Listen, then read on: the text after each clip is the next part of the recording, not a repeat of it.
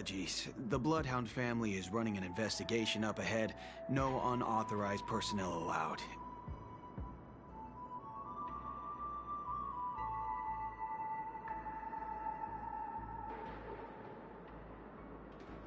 Hold on a minute.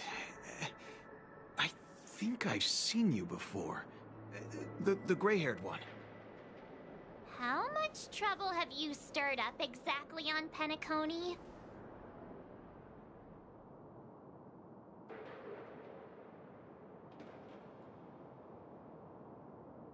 Not possible. It was you the last time, yelling about some clockwork friendship while beating me up with that silver-haired girl.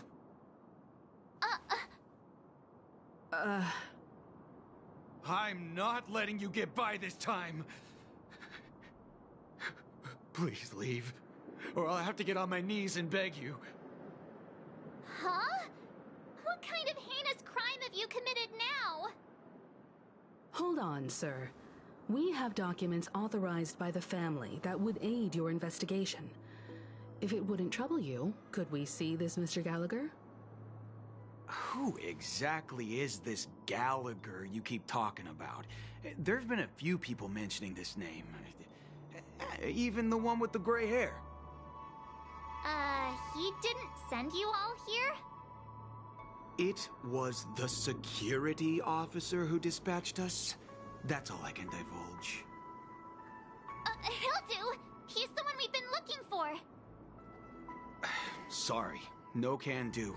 The boss said that since it's a matter of the family's reputation, no one's allowed through. Everyone, please leave.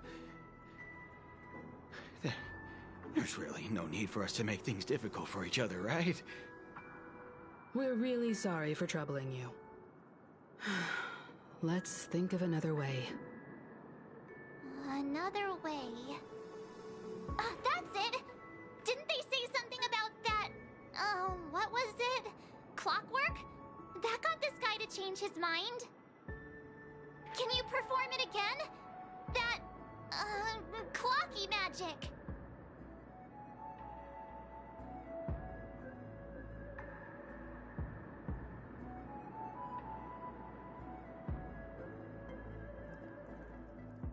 Please?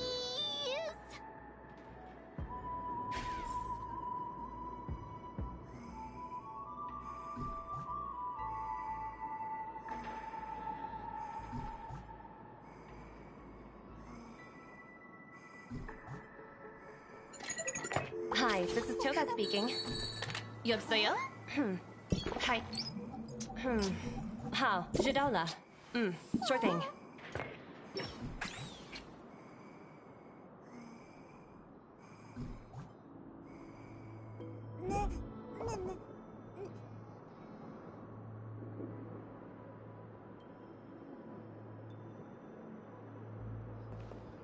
Sorry, no can do. The boss said that since it's a matter of the family's reputation, no one's allowed through. Everyone, please leave. There's really no need for us to make things difficult for each other, right?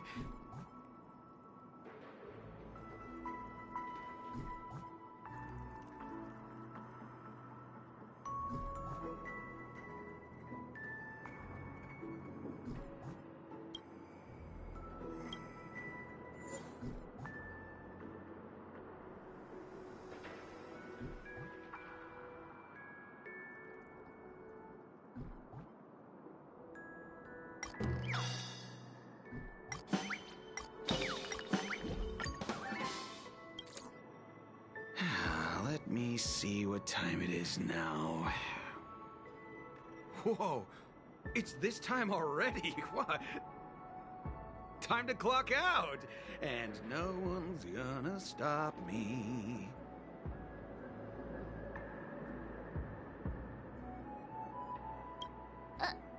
What?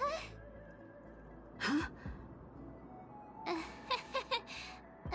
This clockwork trick of yours, it's kinda dangerous. At least he won't be getting in our way again. Let's go find that Gallagher and ask him the intricacies of the case. I was wondering what all the commotion was. Huh. Oh, it's you guys. Welcome. Since you made it here, what can I do for you? Hello, Mr. Gallagher, sir. Judging from your tone, it sounds like you were expecting us. Miss Himiko, you're too polite. There's no need to call me sir. Mr. Gallagher, you even know my name. Of course I do. You folks are from the legendary Astral Express, and honorable guests of the Watchmaker.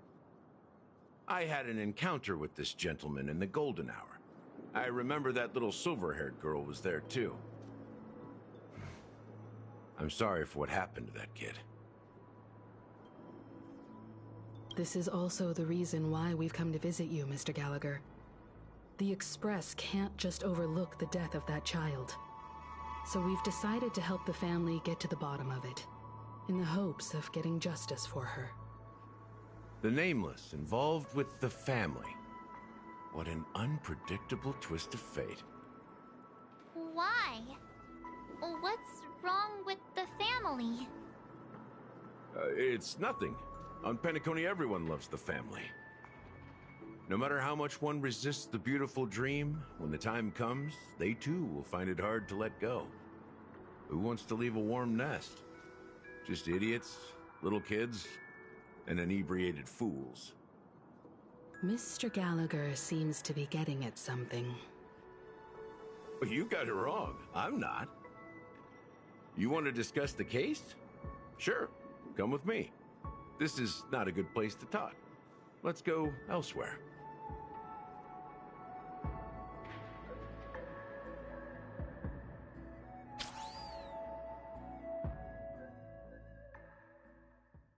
Even after that chilling tragedy, this dream is still running effortlessly. Other than the family of the Harmony, it's hard to imagine any other power in the universe that could sustain a building of such magnitude. The family itself is a huge, perfect building. Like a living idol. Each member of the family sees themselves as a piece of the divine puzzle, revolving around a singular core and a shared ideal. Under their command, they loyally fulfill their roles, offering themselves while also receiving sustenance in return. Interesting analogy. Perhaps that's why Penacony's beautiful dream has persisted for so long. But the human body has its limits, and so does the Divine's. That doesn't sound like the kind of comment a Galaxy Ranger would make. Just pointing out the facts. Mr. Yang will definitely have a better sense of what's going on than I do. Why do you say that, Miss Acheron? The beautiful dream is crumbling. But not because of a particular eon, a particular faction, or a particular visitor. Its collapse stems from a certain inevitability of human nature. The family refuses to acknowledge this, and it has ultimately backfired and become a catalyst. As people immerse their souls in the dreamscape, where consequences and pain cease to exist, and only ease and pleasure prevail, they draw closer and closer to necrosis. Regardless of the perceived bliss, death looms as the inevitable conclusion.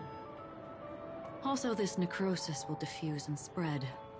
One piece of the puzzle's mutation will eventually cause the entire building to shake, break, and crumble. In the end, the dreams that people built in the name of freedom became the cage that imprisoned them. I'm sure you've gained a lot from this trip, Miss Acheron. Are you willing to share your findings with me? Of course. That's if I remember.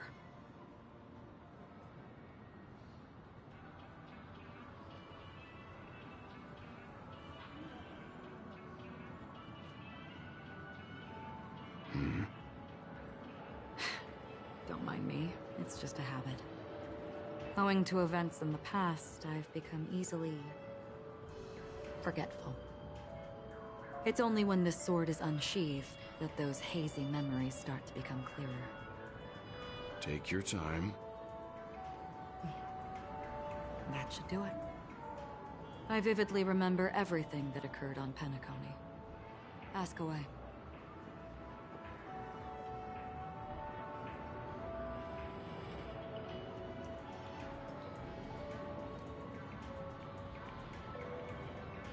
The moment of daybreak.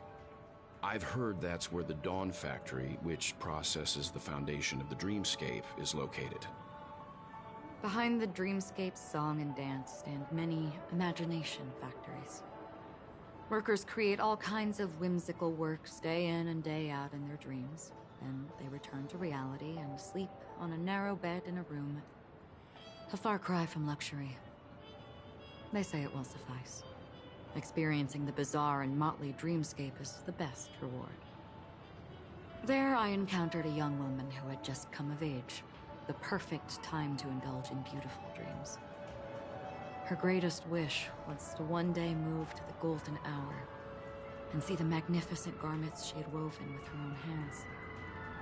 For certain reasons, her wish was difficult to fulfill. But I managed to bring her a garment.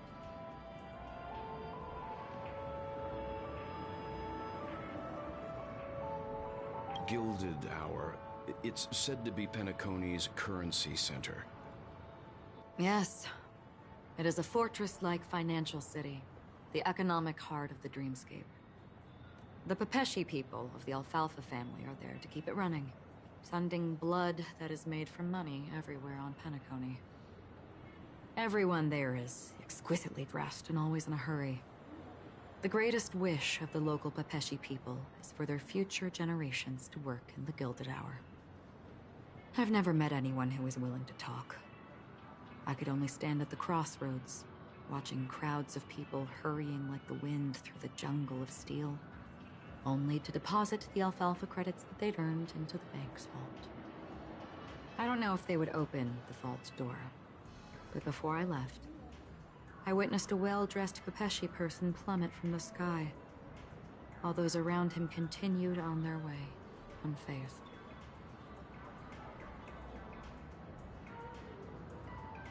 I hear the Blue Hour is very romantic. Do you have any tales to share? Perhaps Mr. Yang has heard. There is a large boat called the Eventide, anchored along the Sea of Dreams, where soft music and dancing persist endlessly every night. I ran into a wizened lady there. She was at the dock, waiting for her long-departed lover to return, waiting for countless hours within time that stood still. In the humid sea breeze, she spoke of her own youth. Like many who desired wealth and love, they came to Penacony to pursue their dreams. Alas, her lover's consciousness was lost in the dark depths of the Sea of Dreams. Finally, she suggested we continue our conversation on a boat in the shallows. I agreed and boarded the boat with her. But she never said anything. Her eyes absent-mindedly gazing at the horizon for what seemed like forever. Finally, we retreated to the beach.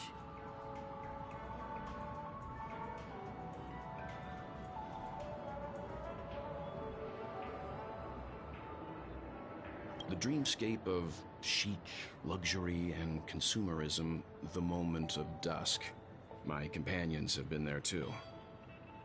Then you all must have seen those who are attempting to realize their dreams.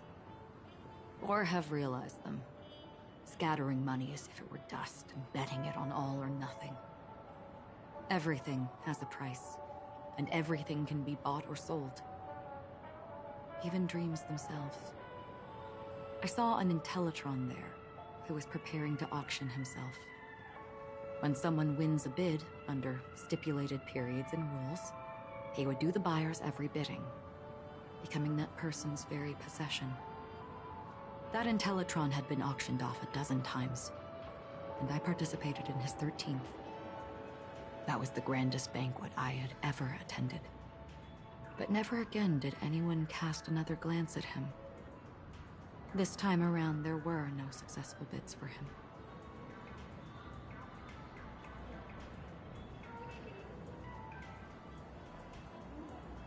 This is what I've seen and heard along the way. Someone once said to me, Penacony wasn't like this a long time ago. Nor should it be. I've traveled through the reality and dreamscape of the planet of festivities. Watched the tides of night rise and fall when time stopped for people. Where the spirits of the rich and impoverished remain forever fixed on their own scales. This is why I think the collapse of the beautiful dream is inevitable.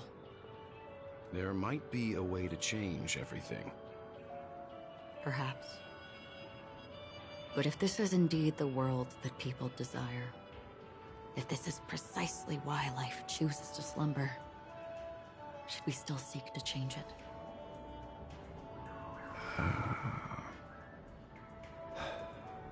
Miss Acheron, now it's my turn to share a story with you.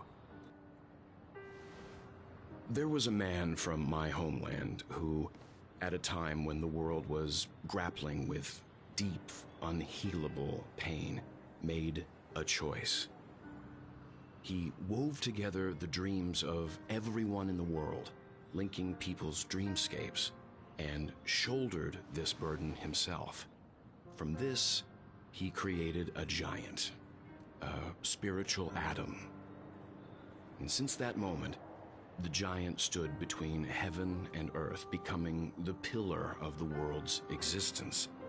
As a price, those who found it hard to move forward, who could not advance, forever lost their future. They slumbered in a dream, devoid of disaster and pain, living out their days peacefully in the man's created utopia. And it is because of the wishes of those people who wished not to awaken that this spiritual atom became unbreakable. And yet, you stand here right now, which also means that man failed. Because people must always move towards the future. Even if human weaknesses make them pause when they truly cannot move forward, humanity will eventually seek a way to save itself.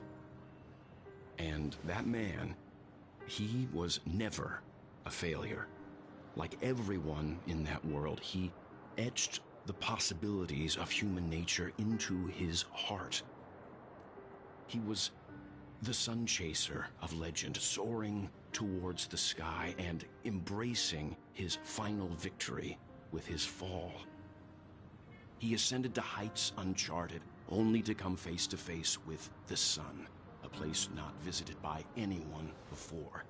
His wings would melt because of it, only for him to fall into the sea. And after that, countless others would surpass him, soaring to even greater heights. A fitting metaphor for the Nameless's trailblazing spirit. Thank you, Mr. Yang. I know what you wish to confirm. The universe has innumerable similar, yet different worlds.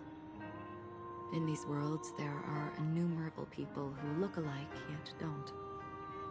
I too have embarked on journeys, encountering old friends with familiar faces on different worlds, witnessing their destinies follow paths similar to mine.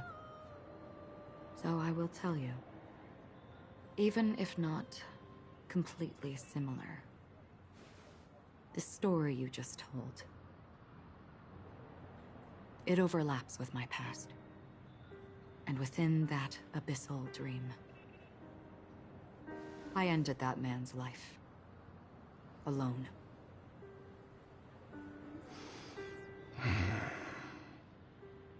I am not who you think I am. Nor will my home be as fortunate as your world.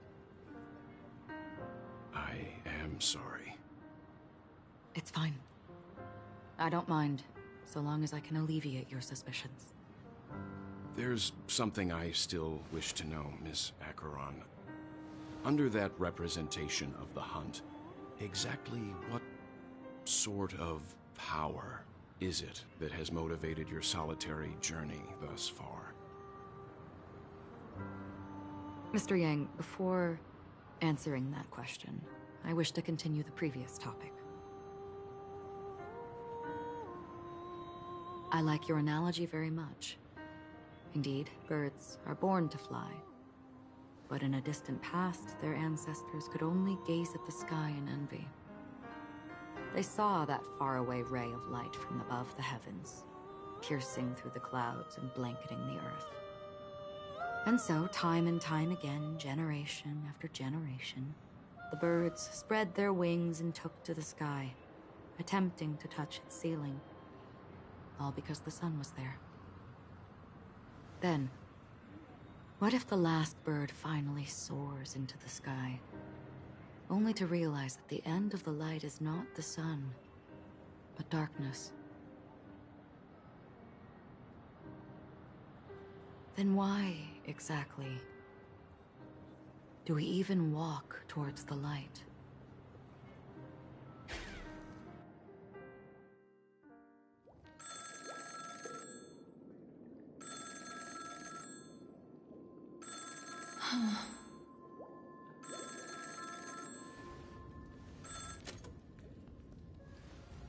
Long time no see. Having fun on Penacony? Acheron? This voice, it's not Constance. Could it be her companion? Though I don't know exactly what you are, or what you're up to, my bullets will find you.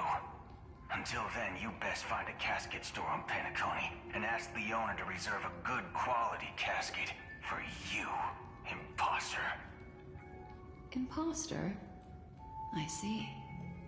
She gave my whereabouts to someone who's tracking Acheron too. Who are you? Huh? Did I make a mistake? Who the fudge are you? I'm the Garden of Recollection's memo keeper. Not bad. This is the kind of tough challenge I like. You that imposter's bodyguard? Never mind. It's fine. I'll leave a round for you. So get that forehead clean and wait for me. I don't know what you're talking about, but you know Acheron, the Galaxy Ranger, yes? I have something to ask you. Are you asking me to write your will? Sure. Go ahead. Not quite. I only want to ask, how exactly did she become a Galaxy Ranger? She's clearly not a path strider of the hunt, but you are, aren't you? Tell me, what's Acheron's deal? Sure. Never thought I'd come across an ally. Fudge, what a stroke of luck. Well, I'll be on Penacony soon.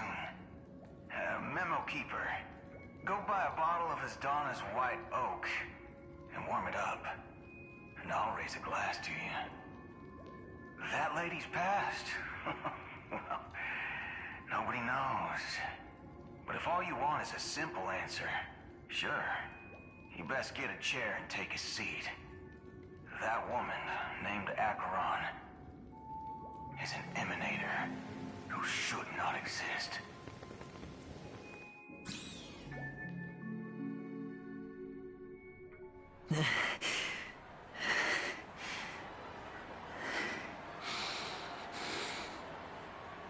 You look pale.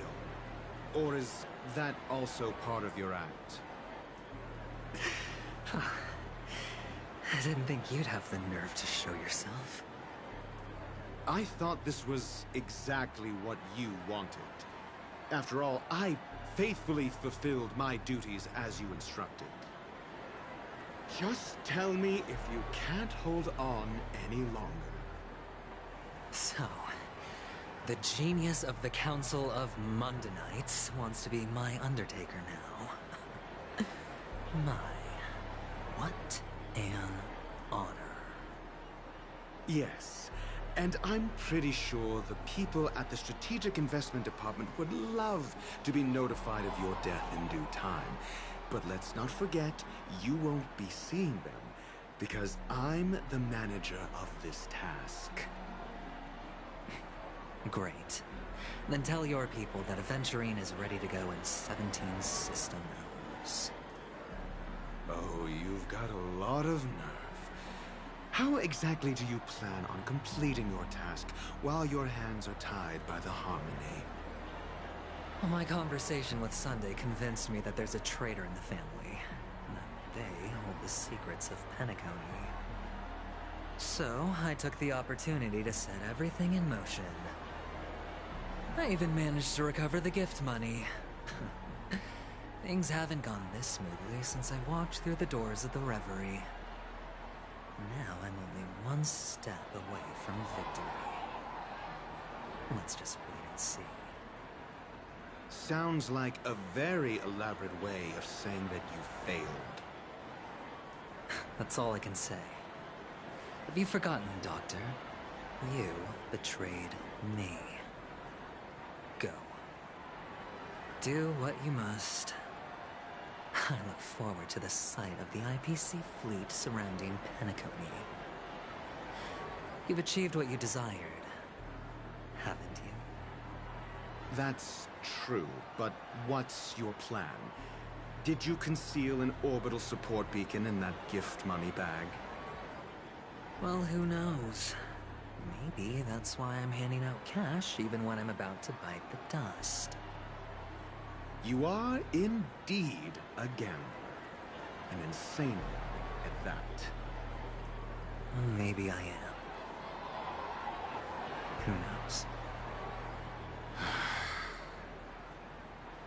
Fine. Here, take this. Open it when you're on your last legs.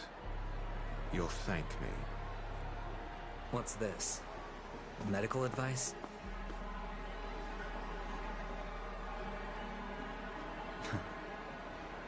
You catch on pretty fast, Doctor.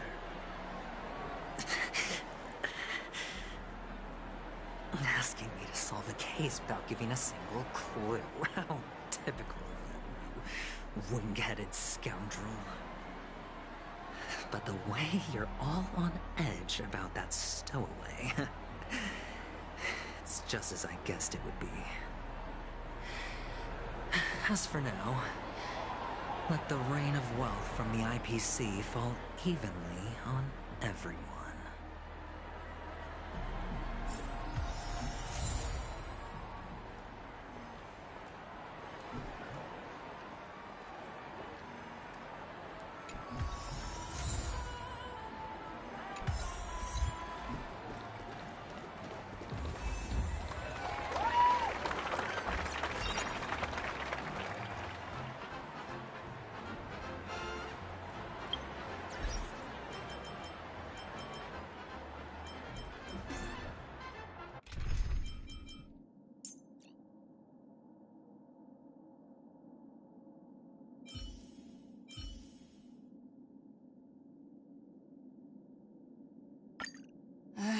Looks like we're working together on this one.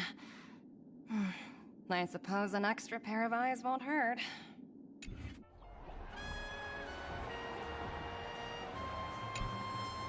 Would you be willing to support my performance? And keep the Song of Beauty alive in the cosmos? Wow, how fabulous! But why would you give such a wonderful gift to a random stranger like me? Well, you see, I can't bear to see anyone in this sweet dream suffering from poverty. That's incredibly kind of you. Thank you so much, sir. If you ever get the chance, please, feel free to come by and indulge in my singing. Sure thing. Oh, by the way, do you happen to know anything interesting about death? Death? That's a pretty scary topic, and it doesn't really match the mood of this sweet dream. Well, you see, I'm a tabloid reporter collecting ghost stories in Penacony. As you know, the more chilling the stories, the more attention they get. Maybe you could help me out. Well, if you're up for some gossip, it's not about death, but there have been some rumors about a guest at the reality hotel who fell into a deep sleep and didn't wake up. It was like they were in some sort of coma. Nobody knows what caused it, but luckily the customer eventually regained consciousness. Well, all customers are under the protection of the family, after all. Thank you. This will make for a very juicy headline. May Shibe protect us. Unexplained coma. That's actually what happens to your body if your brain dies in a dream. But unfortunately, the customer ended up waking up in the end.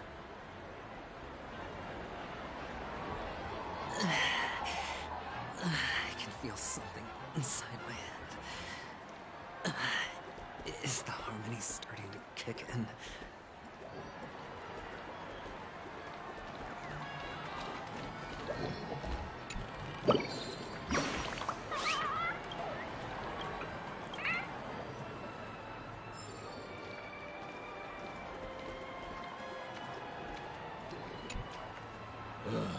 The world has truly lost its way.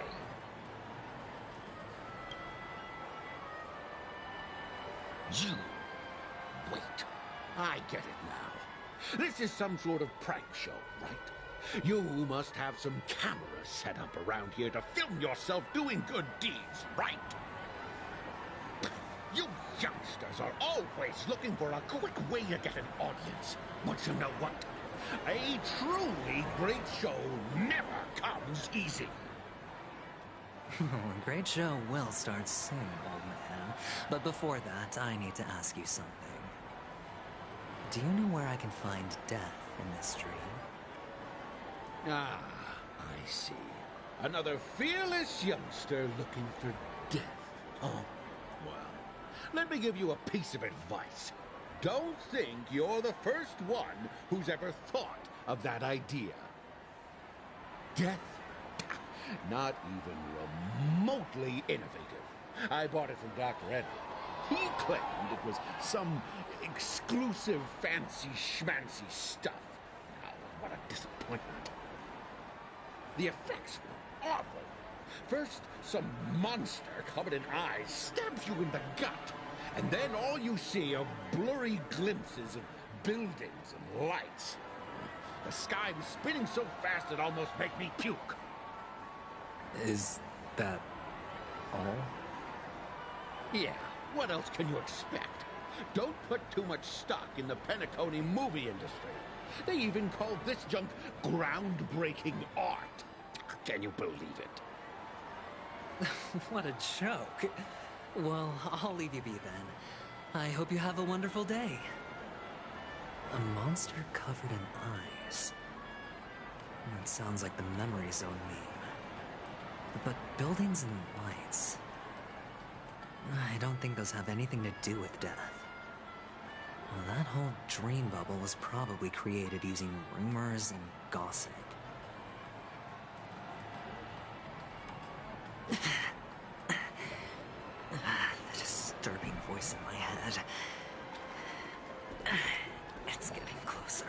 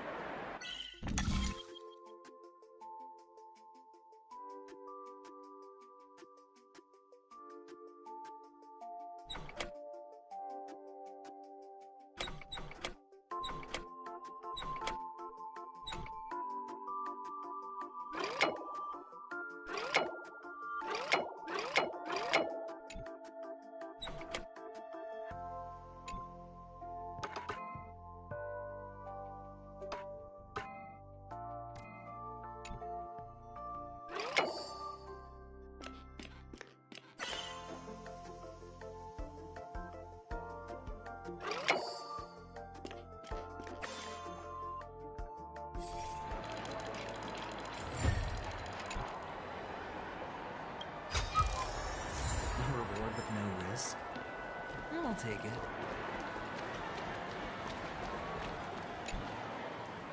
Sip of liquor. A blissful reprieve. To drown 1,000 sorrows. Let worries leave. I know I have what it takes to become a poet. Oh? You're giving these gems to me? Didn't expect to meet such a generous soul in this place. Or are you just pitying me? Well, it really doesn't matter. As long as I have Soul Glad, that's enough. This is just a dream after all. You really shouldn't drink so much Soul Glad, my friend. It's not good for your health. Oh. Maybe I really should quit. But not before meeting the Devil of Soul Glad.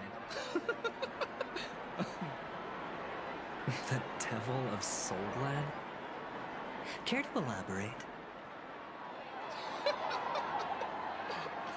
Yeah. It's a seahorse with a long neck. They say it loves to appear to drunk people, especially the ones who are passed out on the side of the road. How funny. Yeah. Very funny indeed. Thank you.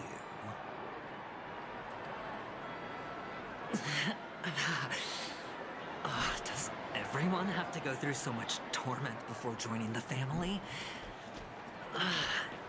Darn it. Now I just want to dig out my brain and use it as evidence.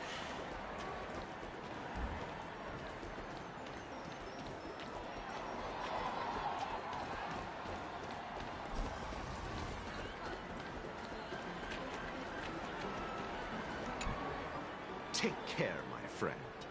If you ever find yourself in danger, remember that the hounds are always ready to help.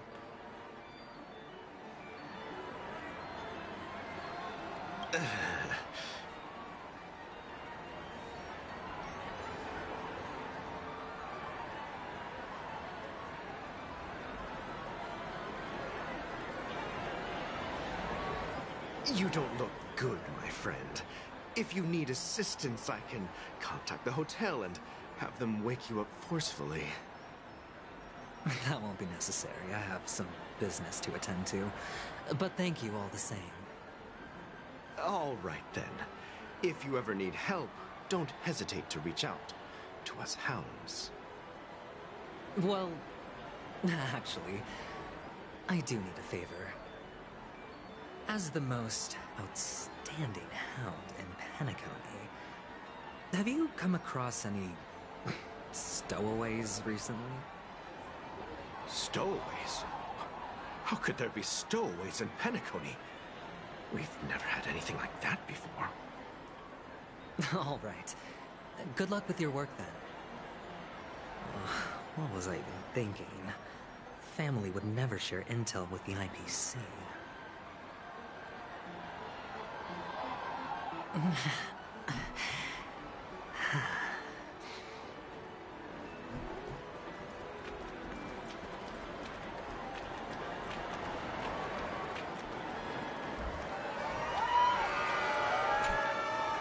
You want to talk to me? Sure, but nothing too sensitive, okay?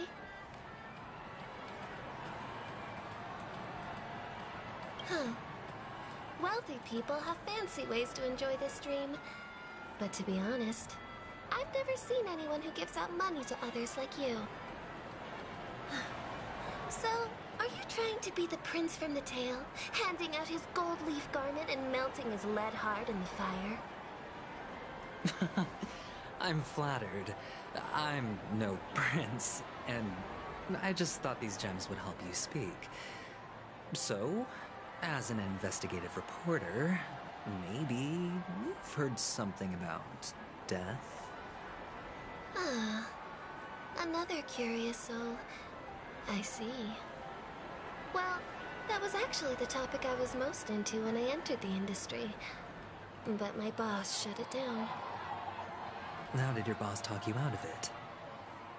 Well, she simply said, covering baseless urban legends like that would make us look like some third-rate tabloid. I thought about it, and she had a point. Reporting on stuff like blowing out birthday candles and getting spooked by nightmare ghosts isn't exactly professional material.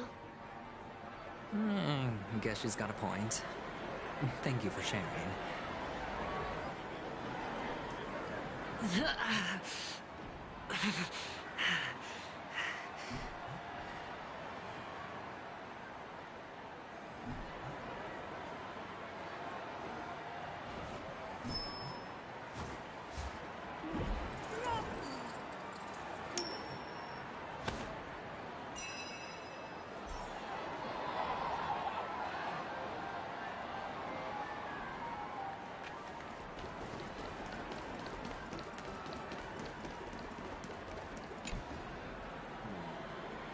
Were you wanting to talk to me? Sorry, I thought you were checking out something behind me. Is this a gift? For me? Are you sure this isn't some kind of mistake? Yes, it's for you. Just take it. Is this for real? Someone is actually giving me a gift. Not for my parents, but for me. Thank you. Thank you so much. No, it's not much. I just want to ask you something. I knew it. What's on your mind? Are you trying to ask about my father or my mother? Neither. I just wanted to know if you've ever heard about death in the dreamscape. Oh, you sound just like my father. Always warning me about danger, even in dreams. He's an Intellitron, so his dream entry methods are different from us organics. Can't count on him to protect me if something does go haywire. Funny, right now I'm still under his protection. How ironic. Hey, stay positive. Gold will always shine one day, right? The Devil of Soulglad, dangers in the dream, and nightmare ghosts. Well, surely death is a popular topic in this sweet dream granted by the family.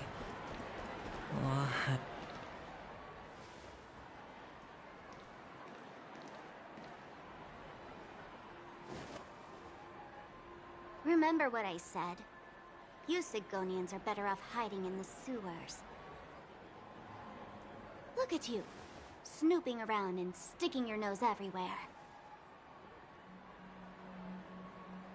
Is the smell of death so enticing, my fine fellow?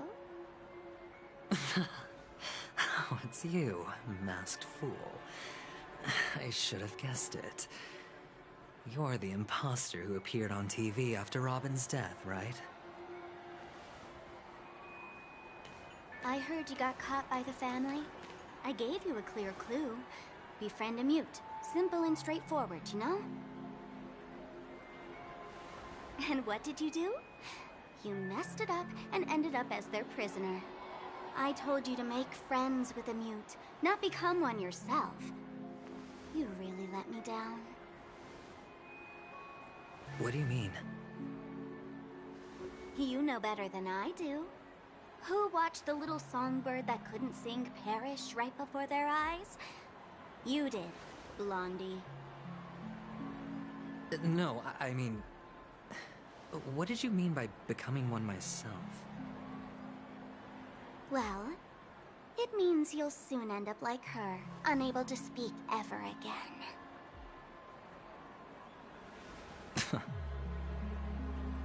But it's a good thing if you ask me, because... Because I'm getting closer to the truth, right? Oh? Why else do you think I'm handing out cheap trinkets all over the streets, fool? All part of the act. Fool's bait. The more pathetic I seem, the more likely you'll come sniffing around. So, Now that I've drawn you out, will you reward me with an answer for my efforts? Why should I help you?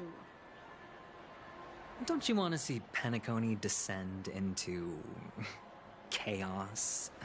Well, I can make that happen. I just need an answer to one question. Back then, when you asked me to find a mute, did you really mean Robin?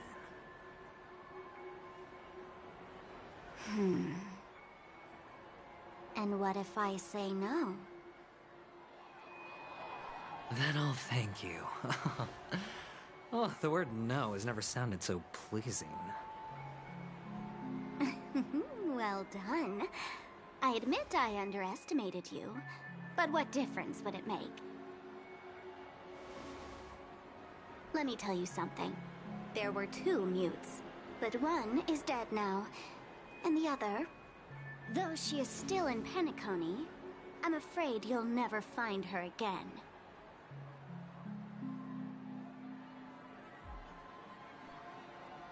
Now I'm completely sure that I was on the right track from the beginning and never strayed, fool. Right now, there are only 2 things missing from my grasp. The meaning behind the truth, and the means to expose it. How impressive. That's quite a fancy way of saying I haven't learned anything so far.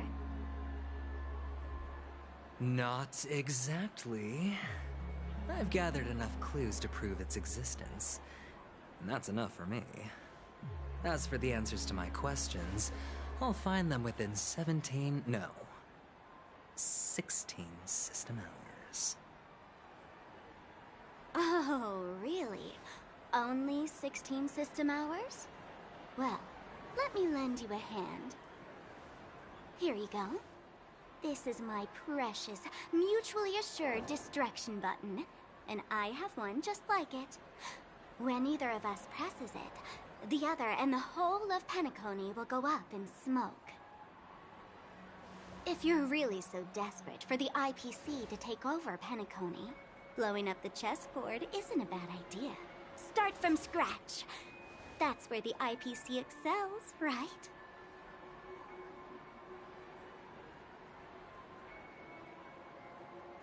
Just press the button when you're at your wit's end. And of course, feel free to reach out to me for my hospice care, too.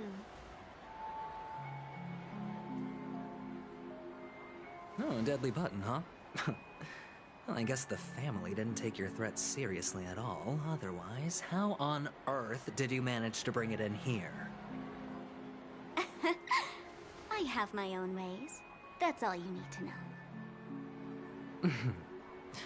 Well, I'm afraid I'll have to decline your offer. Who knows if your little gadget will actually work. By the way, I have no plans to search for the other mute friend you speak of, but it's good to hear that he's still here in Penacony. I'll handle the rest myself. I'll orchestrate a grand finale for the downfall of the family. And at the climax, the walls will crumble, people will wake up, and those who couldn't speak will find their voices again. When that time comes, go ahead, press the button, light up the sky with a magnificent fireworks display for me. Catch you later, fool. You're still talking big, but sure, if that happens, I'll stay true to my word. Just don't let me down now, okay?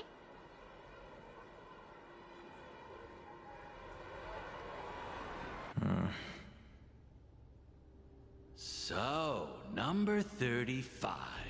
You're back. Like your new lucky charm? Can a commodity code really be considered a lucky charm? Silence! I didn't give you permission to speak, you Sigonian hound.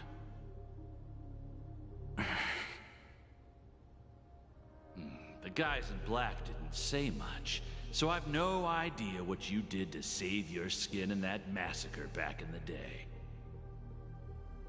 But I figured you must have had good luck, so I bought you.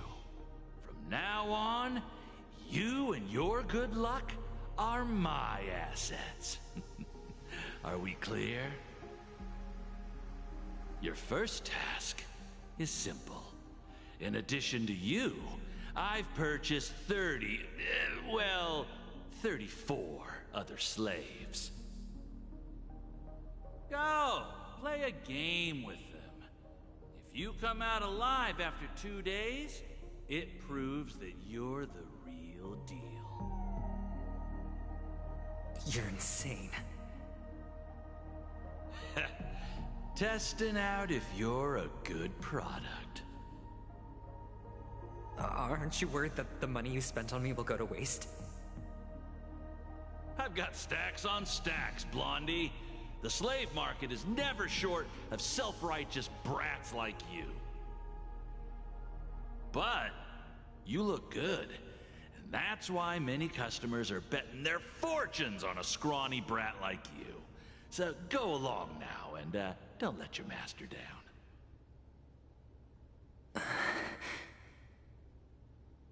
How much did you spend? What? My price. How much did you pay for me? Huh. You really want to know? Well, it was 60 tanba. No more, no less.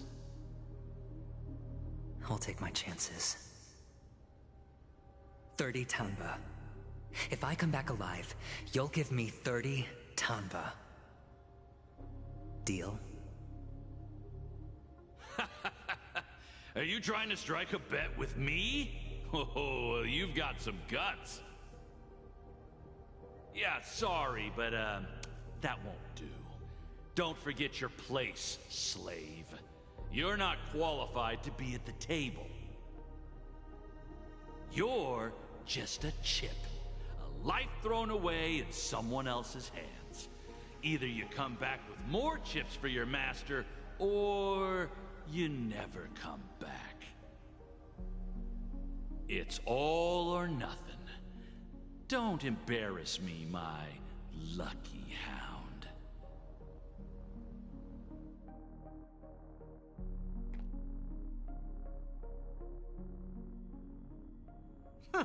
What brings you here, Gallagher? Some friends from the old days. Do you have a moment to spare, Siobhan? Oh, I have the whole day to spare. Ladies and gentlemen, welcome to Dream Jolt Hostelry. This bar offers a wide variety of drinks, but we draw the line at Soul Glad. Why settle for ordinary when you can experience extraordinary? We're dedicated to serving up nothing but pure joy and laughter. What would you like to drink? I'll whip it up for you. Oh, look! A lady as cool as Serval!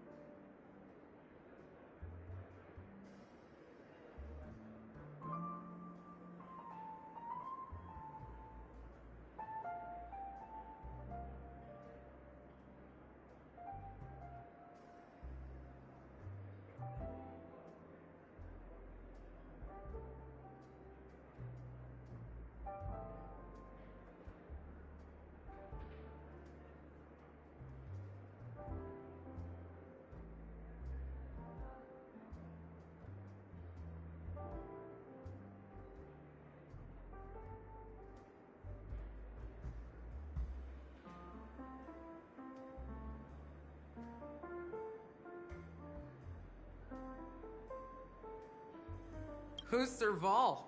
Will you, introduce me to her? Huh? Oops. She's hurt us. Just spare them, my esteemed bartender. I'll take over the bar today. I'm getting up there in age, and I need some practice before I forget the skills that used to put food on my table.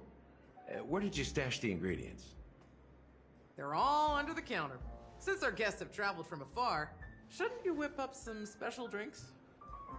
That's exactly what I had in mind. Hey, my friends, do me a favor. Go around the bar and bring me any ingredients you fancy.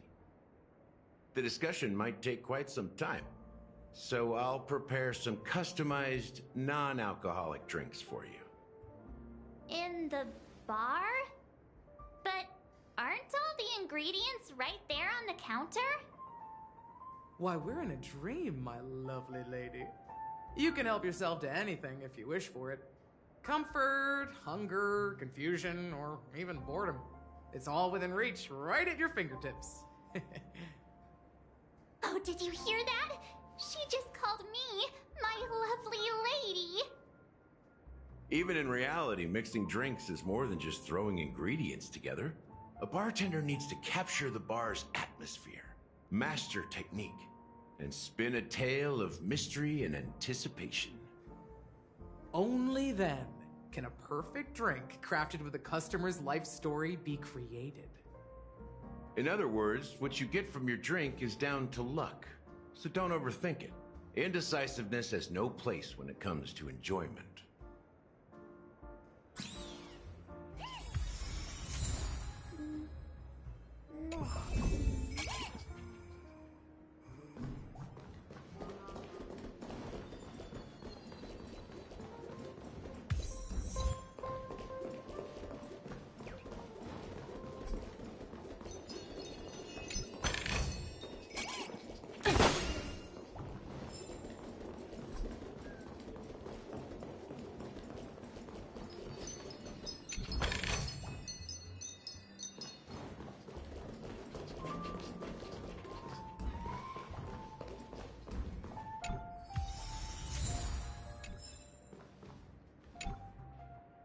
Hey, look at all these chips scattered everywhere.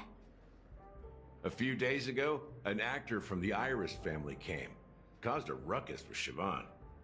Those chips must have gotten scattered during all the chaos.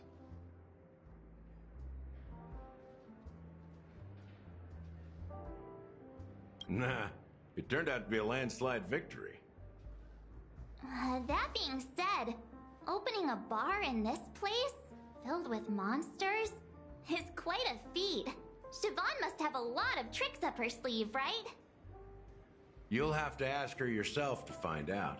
But I have a feeling she won't budge unless you impress her with an incredible drink.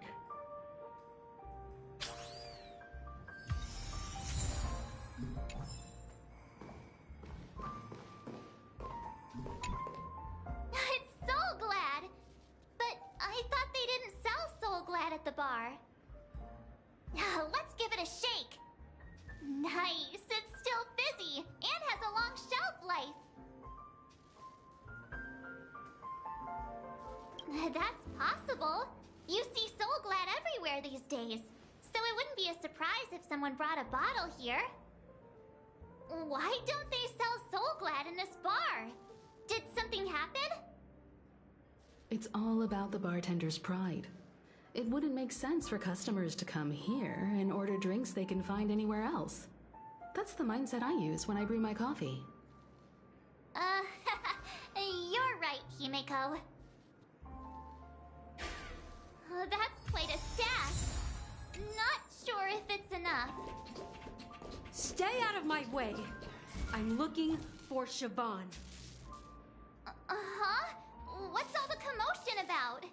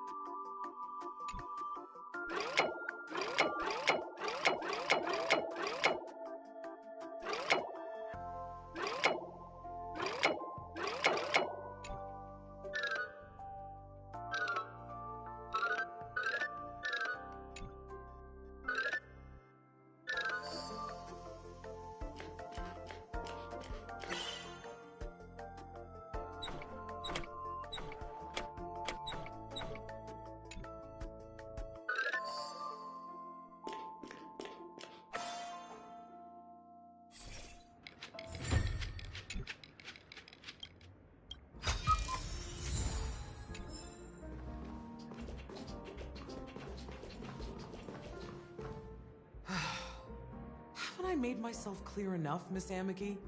The Dream Jolt hostelry only welcomes guests who want to enjoy a drink to their heart's content. I'm sorry, but I'm not interested in your proposal. But you have the talent. You'll attract a huge audience. You're destined for the Iris stage, not for this rundown shack. Come with me. We'll become the talk of Penacony, a shining light into every corner of the dreamscape. Please, Siobhan, I really need you. As you see, I'm entertaining my guests. Don't make me repeat myself. Fine. If you don't come along, I'll just sit here and not go anywhere else. Give me a sparkling drink. Sweet. With extra ice. Just one moment. What's her deal? We can't discuss the case with other people hanging around the bar. Hey, can you do that clockwork trick of yours again? Yeah, I'm counting on you.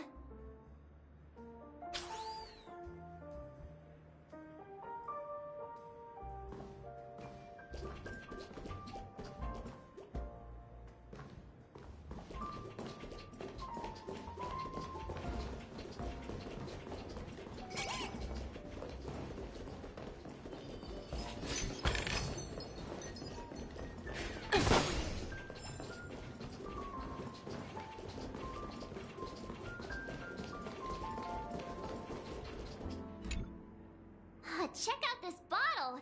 The liquid inside looks beautiful! And the label reads... Dream syrup. Thick. I don't see an expiration date, but the production date is... half an amber era ago? Ugh, drinking this stuff can't lead to anything good. That's for sure. Ugh, the syrup is turned... clumpy. I definitely don't want to drink this, even if it's not expired. Did you find the bottle of syrup I've been hoarding? Don't worry, it's all just a dream, and it won't upset your stomach. It's been aging for years and should have a refined taste by now. Feel free to have some. It's perfect for entertaining lovely guests like you. Ugh. Then we'll keep it for now.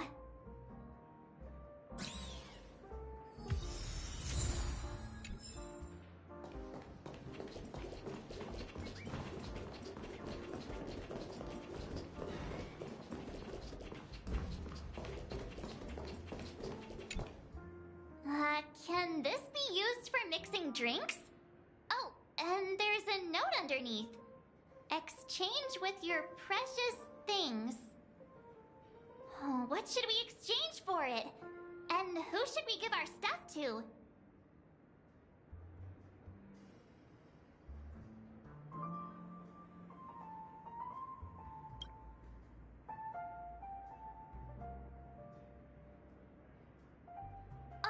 Whoa!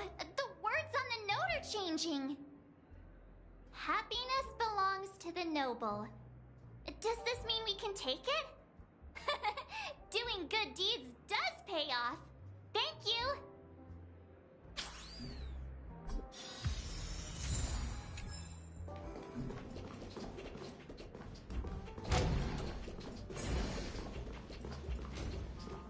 You're one of Siobhan's guests, right? What can I do for you?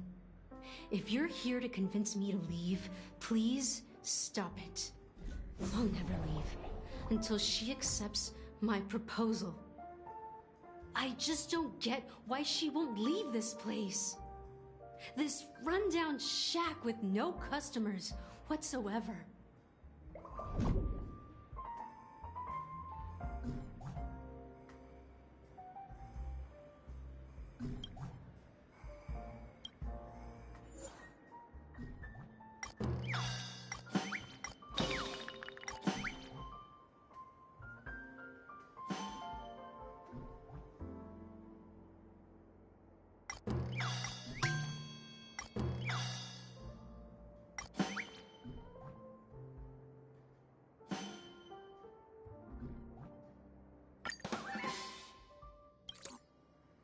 I've seen it. The moment when Siobhan and I share the stage. The crowd is going wild, applause crashing like waves, the aroma of irises fills the air. A beautiful melody playing, ribbons dancing around us, and the taste is sweeter than honey. I've seen that scene countless times in my dreams, and every time it mesmerizes me. That's why I have to bring her back to that world, no matter what it takes. Want to raise a glass, my attentive listener? Let's consider it a toast to my far-fetched dream.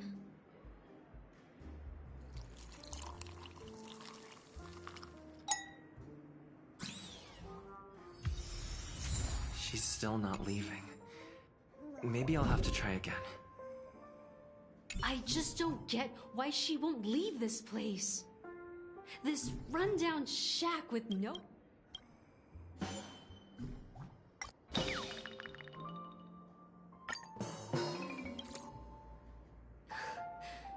It's ridiculous, right?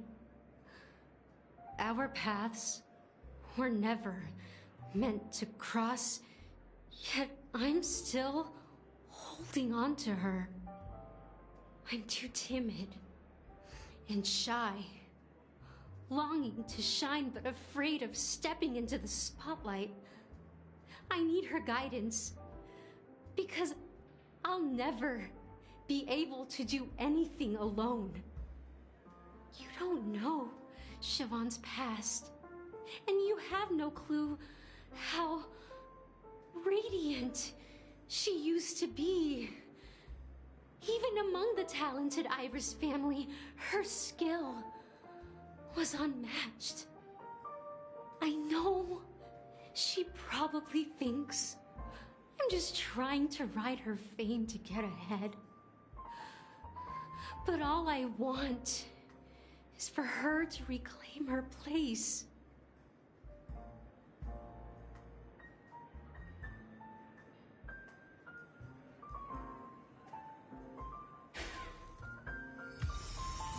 She's still not leaving. Maybe I'll have to try again.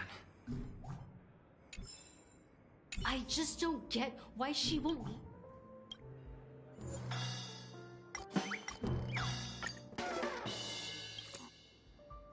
Those darn Iris jerks! They're the ones who forced Siobhan into hiding here, running this pesky bar.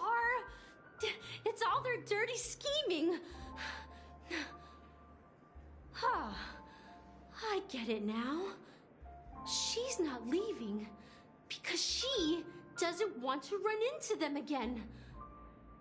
I can help clear the way for her. I can do her a favor. I'll go back and write a letter to the Dream Master exposing the crimes committed by the Iris family.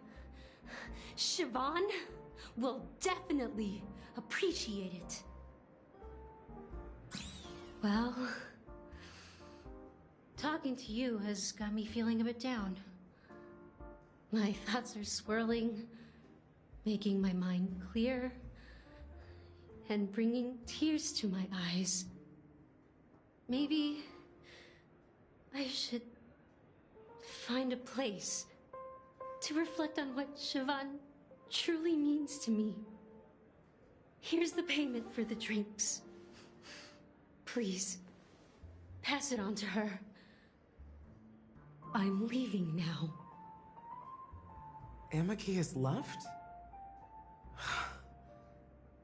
That's good for her. Radiant dreams may be enticing, but they're nothing more than dreams. Her drink is on the house.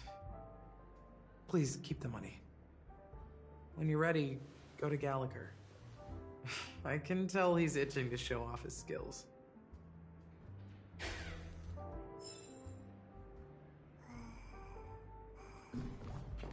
That being said, mixing a drink is way simpler than you'd imagine. Just pick your favorite ingredients, toss them in a glass, mix it up, and it's done. So go ahead, explore the bar, and bring me any ingredients you prefer. Nice work. Let me take a look. You found some interesting ingredients there. Now, take your pick. Each drink has its own unique flavor, and the base ingredient sets the tone for the initial taste and the lingering aftertaste. So, which one would you like to use as the base?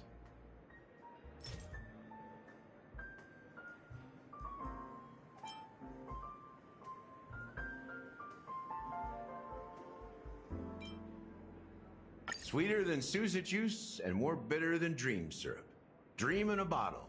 That's a metaphor for Penacony itself. Now that you've chosen the base, it's time to pick the adjunct. The ingredient that'll create a marvelous chemical reaction with the base. It should give an unforgettable taste without overpowering the main tone. So, what's your choice for the adjunct?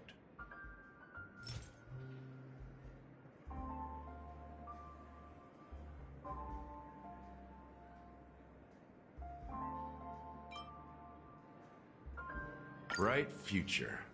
A taste that's been a long time coming. I'll never forget the flavor that danced on my tongue as Mikhail whisked me through the dreamscape wilderness. Those were haunting times. Too beautiful to be real. Mikhail. Almost there. Let's pick a decoration. Which style do you prefer?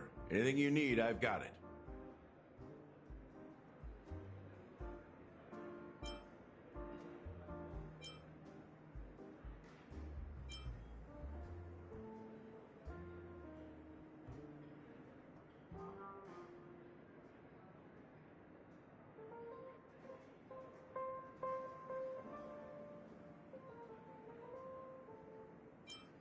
Concentric circles. May you always remember where you started. Well, it's done. Here's to you, lost sheep, with this glass of the big sleep. To the ghosts of the past. Well done, Gallagher. You're not over the hill yet. So, are you satisfied? Oh, the flavors! They're way more sophisticated than Soulglad. The richness and layers of these flavors are a masterpiece, especially with the adjuncts. I can taste the spicy and sour notes with a hint of sweetness. I'm not entirely sure what it all means. Maybe Mr. Gallagher can shed some light on it. Well, if you're expecting a profound answer, I'm afraid I'll disappoint you. The imagery it implies is pretty straightforward. It's just a glimpse of what this dream truly tastes like. Nothing more. Does this true taste have anything to do with that, Mikhail? Yeah, that name does sound familiar. When you got knocked out by that masked fool girl, I think I heard someone calling that name. Do you remember? I was right about you. You guys seem to know quite a bit, and now there's no reason to hide anything from you anymore. Let's dig deeper into the case, and of course, I'll tell you a story about Mikhail. All right. Let's start with what we know based on the clues the family has. It seems that Firefly isn't a local or an invited guest. In other words, she's a stowaway. She managed to fool me at first. My age must be getting the best of me. But here on the planet of festivities, stowaways are a common sight. You're bound to run into one sooner or later. After the incident, the hounds wasted no time searching for that girl in both the dreamscape and reality. But here's the thing. We only received bad news, and the trickiest kind at that. She simply vanished. leaving no trace in the dreamscape or reality, as if she had never come to Penacony at all. Huh? Does that mean... That's impossible. The problem now is not that she's dead, but that it's as if she had never existed in the first place. Let me be frank. This case, actually, is unlike anything the Bloodhound family has dealt with before. Dealt with before? So, death does happen in Penacony, if I understand correctly. You've witnessed it, so there's no need to hide. Even the shiniest city has its dark side. We're all adults here. Surely I don't need to explain too much to you. Confronting the family based on that alone would be naive. Death may occur in sweet dreams. So what? Such events are highly unlikely and only affect a tiny number of people. If you really want to delve deeper into this case, you need to understand the true problem with the family. I guess it's time to tell the story of that Mikhail. You're very perceptive. The Astral Express has received that music box too, right? Do you know the secrets it holds? There's a message. Witness the impossible in the realm of dreams. Find the legacy of the Watchmaker, father of Penacony, and thus the answer to the question, why does life slumber? That's the exact wording. Hey, why are you laughing? Wait, did you write it? It's quite poetic. No, but I'm the officer in charge of this case, so how could I not know? I'm sure you must have noticed that this message didn't... Just our speculation. Actually, it's hard to believe that the father of Penacony and its actual managers are at odds. Now I can assure you that your speculation is absolutely correct. The family has considered the Watchmaker an enemy for a long time, but the Hounds haven't been able to track him down, as he seems to be living only in the characters and stories he created. Let me ask you a question. Have you ever wondered why the family allowed the Watchmaker to send out such a ridiculous message to the outside world, inviting you here and causing chaos? So, you want to seize this opportunity to expose the Watchmaker? Well, now you understand why the Oak family authorized the Nameless to assist in the investigation, but kept you in the dark, right? Because the Watchmaker is not the legend of the Land of the Dreams at all. He's the most shameful stain in the history of Penacony, and he's the root cause of all the anomalies in the dreamscape. You don't get it? Well, I mean, Mikhail, the betrayer of the family, he's the Watchmaker.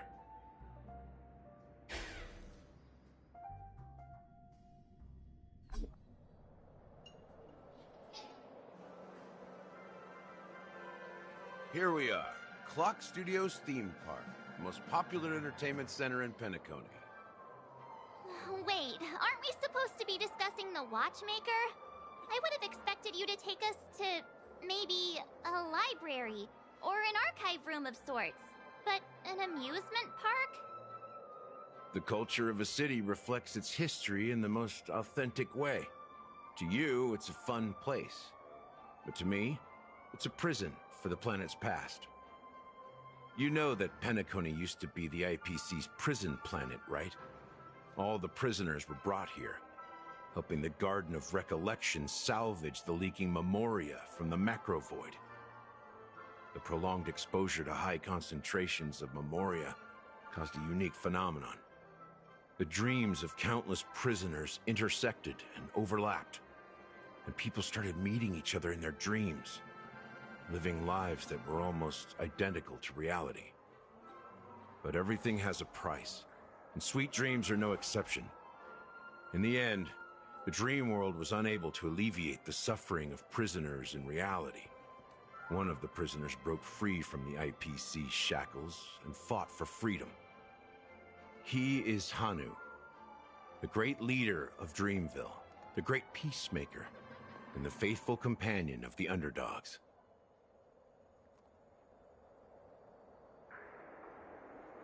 History is always written by the winners.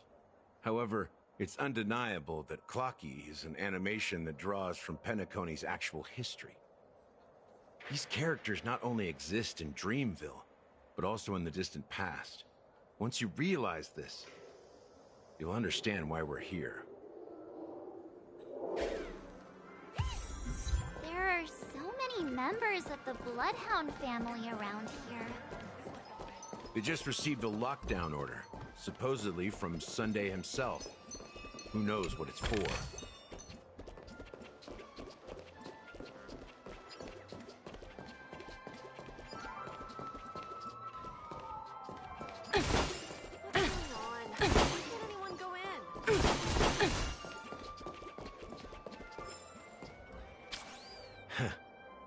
So many of them. I've never seen anything like this, even when they're tracking down suspects. We don't need to go in. We don't want to draw any unwanted attention inside. We can just talk here. Let's find a quiet spot and continue our conversation. View here is great, right? We can see everything from here, including Clocky. If all the characters in the animation are based on characters in reality, then Clocky's counterpart is definitely the Watchmaker. In the animation, he's Hanu's partner and one of the founders of Dreamville. Does that mean the Watchmaker was personally involved in that war and sided with Astana? It was a monumental war for freedom. Hanunu fought alongside a motley crew of masked fools, nameless, history fictionologists, mourning actors, omen vanguards, even visitors from beyond the sky. In the end, they emerged victorious. Among them was the person who would eventually be known as the Watchmaker.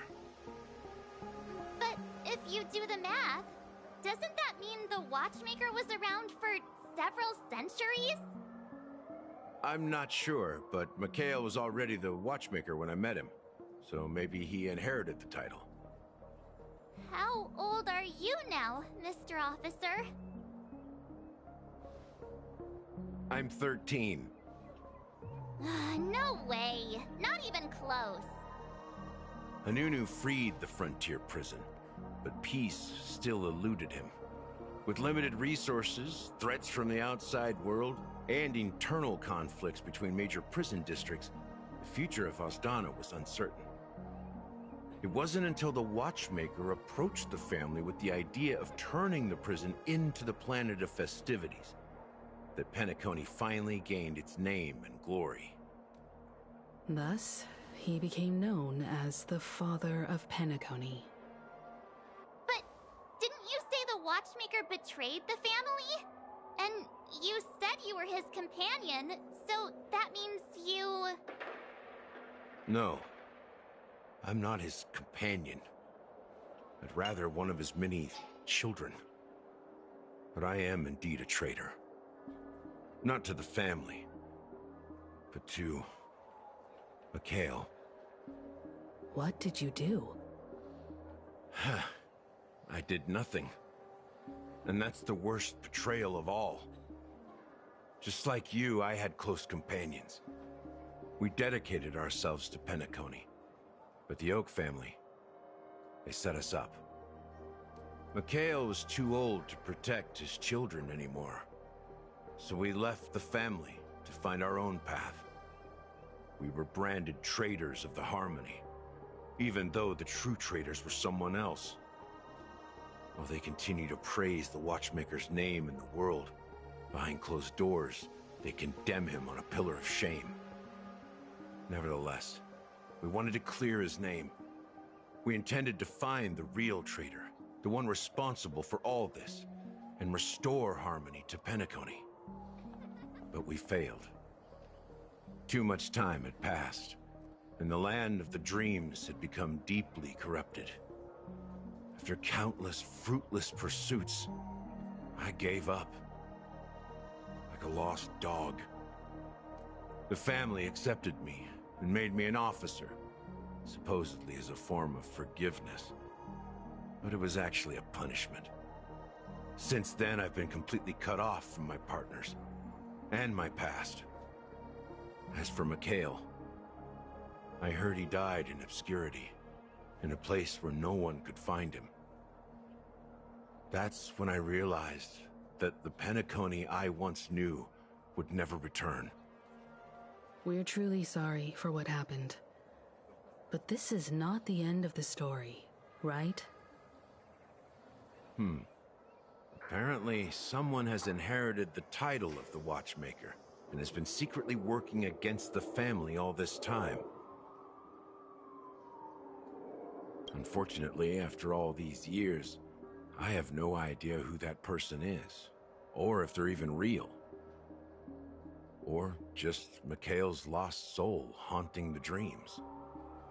So, do you understand why I'm spilling all this info? Because I believe the girl's death must be connected to the Watchmaker's legacy. And at the end of all these mysteries, we will find the answers we are seeking. If it really is Mikhail's ghost, I want to meet him. If only for the last time. For those who despise me could form a line from here all the way to the entrance of the hotel. But those willing to look me in the eye and hear me out? Let's just say, there won't be many. I've told you all I know is a sign of gratitude. Thank you for listening to this old dog. Bark and all. Something just happened at the theme park. Now if you'll excuse me, good luck to all of you.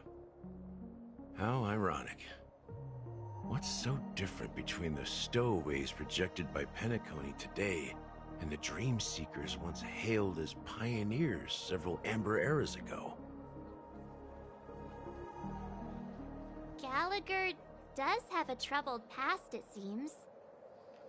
While Firefly's whereabouts remain a mystery, his stories shed light on our suspicions about the true identity of the Watchmaker, his connection to the family, and the power struggles hidden behind sweet dreams and death. Exactly. Gallagher suggests that the real traitor is someone else, probably within the Oak family. That lines up with what we've gathered so far. Firefly got involved in this mess because of the legacy, and now we're sure that Aventurine's accusations against Acheron are baseless.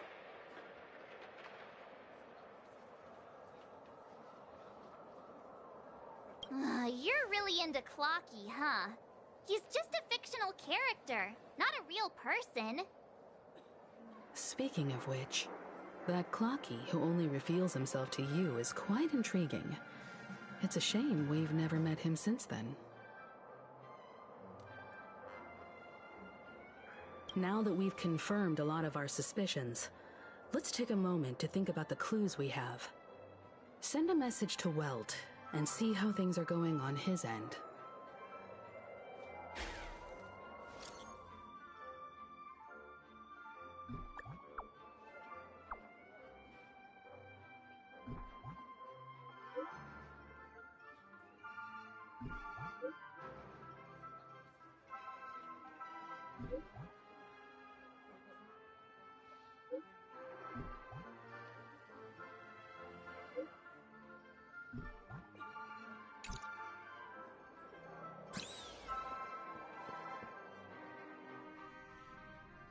Are your companions worried about you? They're just checking up on me. Let's get in and get out. Seems they've made some progress. Looks like we're about to enter the depths of Dew-like Pavilion. It's been a smooth ride. Almost too smooth for a heavily guarded mansion. Let's see if there's anyone waiting to greet us.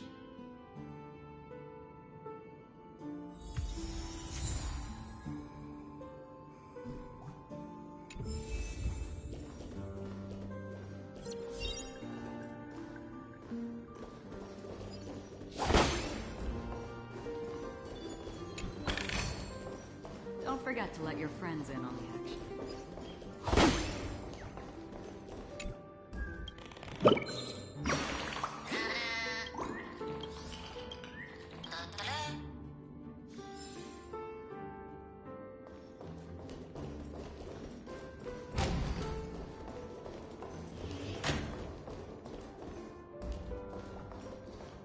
Something feels off.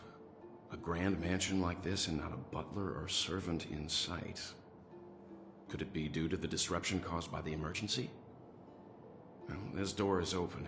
Looks like we'll have to investigate ourselves. Let's proceed with caution.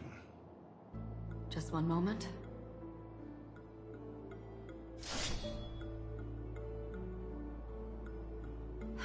Light.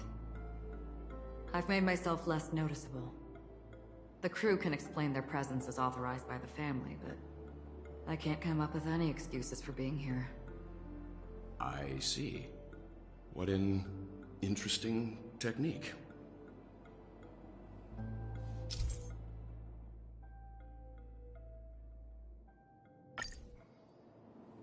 Stream forth the gleam of old blades.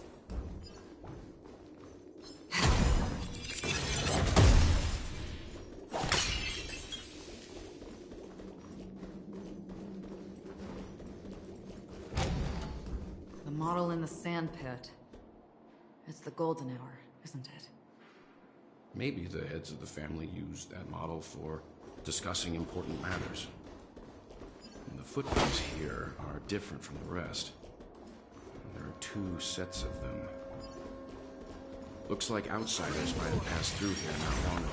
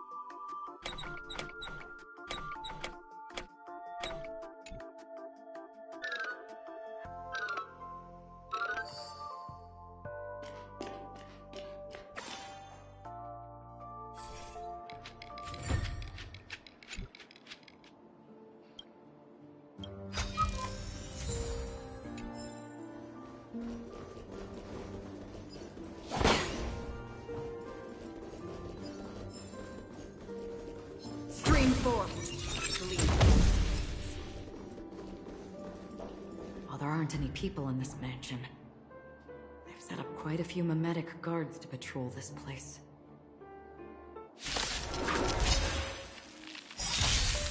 This is where the will forged in ice never falters! Destined for oblivion. I weep for the departed. It too shall fall. Now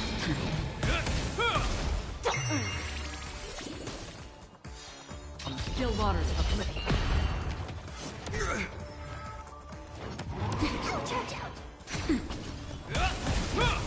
Feeling spiffy? Can you find the answer? Destined for oblivion. Nap time. A will forged in ice never falters! On the still waters of oblivion. Destined for oblivion. Look, it dropped something. A note. Looks like instructions from the butler for the other servants. Seems like the mansion's entire workforce were assigned other tasks before Robin's death. It must have been a big project to require that much manpower. The Charmony Festival, perhaps. But no matter what their main priorities are, there should always be someone left at the mansion, right? So you're saying someone deliberately cleared the place out? Yeah, but I don't know why.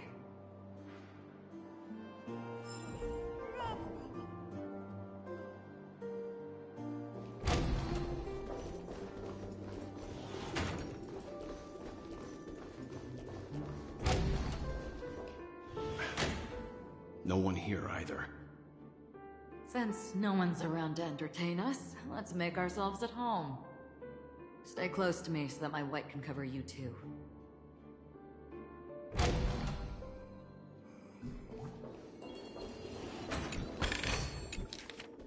As soon as I and the rest of the crew arrived in Penacony, Mr. Sunday and Robin showed up to greet us. I remember hearing something unusual in her voice, and now it seems I was right. Robin believed it was because the Harmony had been tampered with somehow. But as far as I know, there aren't many entities capable of interfering with the power of paths. Meaning? If there really is a traitor within the family, that person must hold a high position or possess unimaginable strength. That would explain why Mr. Sunday has been having such difficulty in catching the traitor.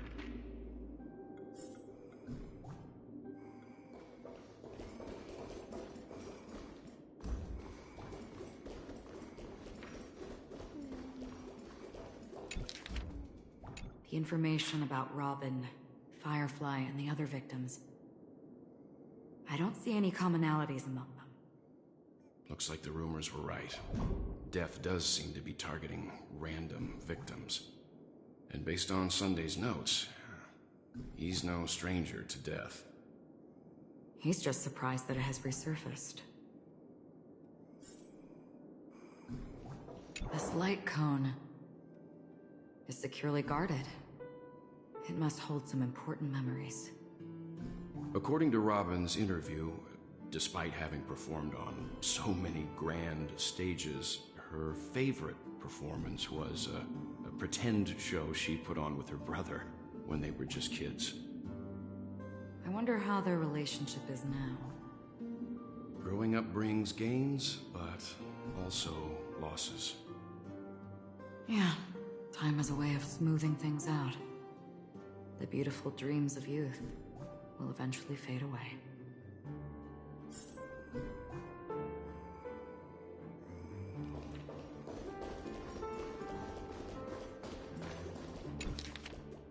It seems neither the Dream Master of Penacony nor this old Odie is happy with Sunday's recent performance. They don't seem to care much about death. Instead, they're more concerned about the Charmony Festival and the Watchmaker. Maybe the other family heads don't think death is a big deal. One thing's for sure. There's a lot of internal conflict within the family, and everybody has their own agenda.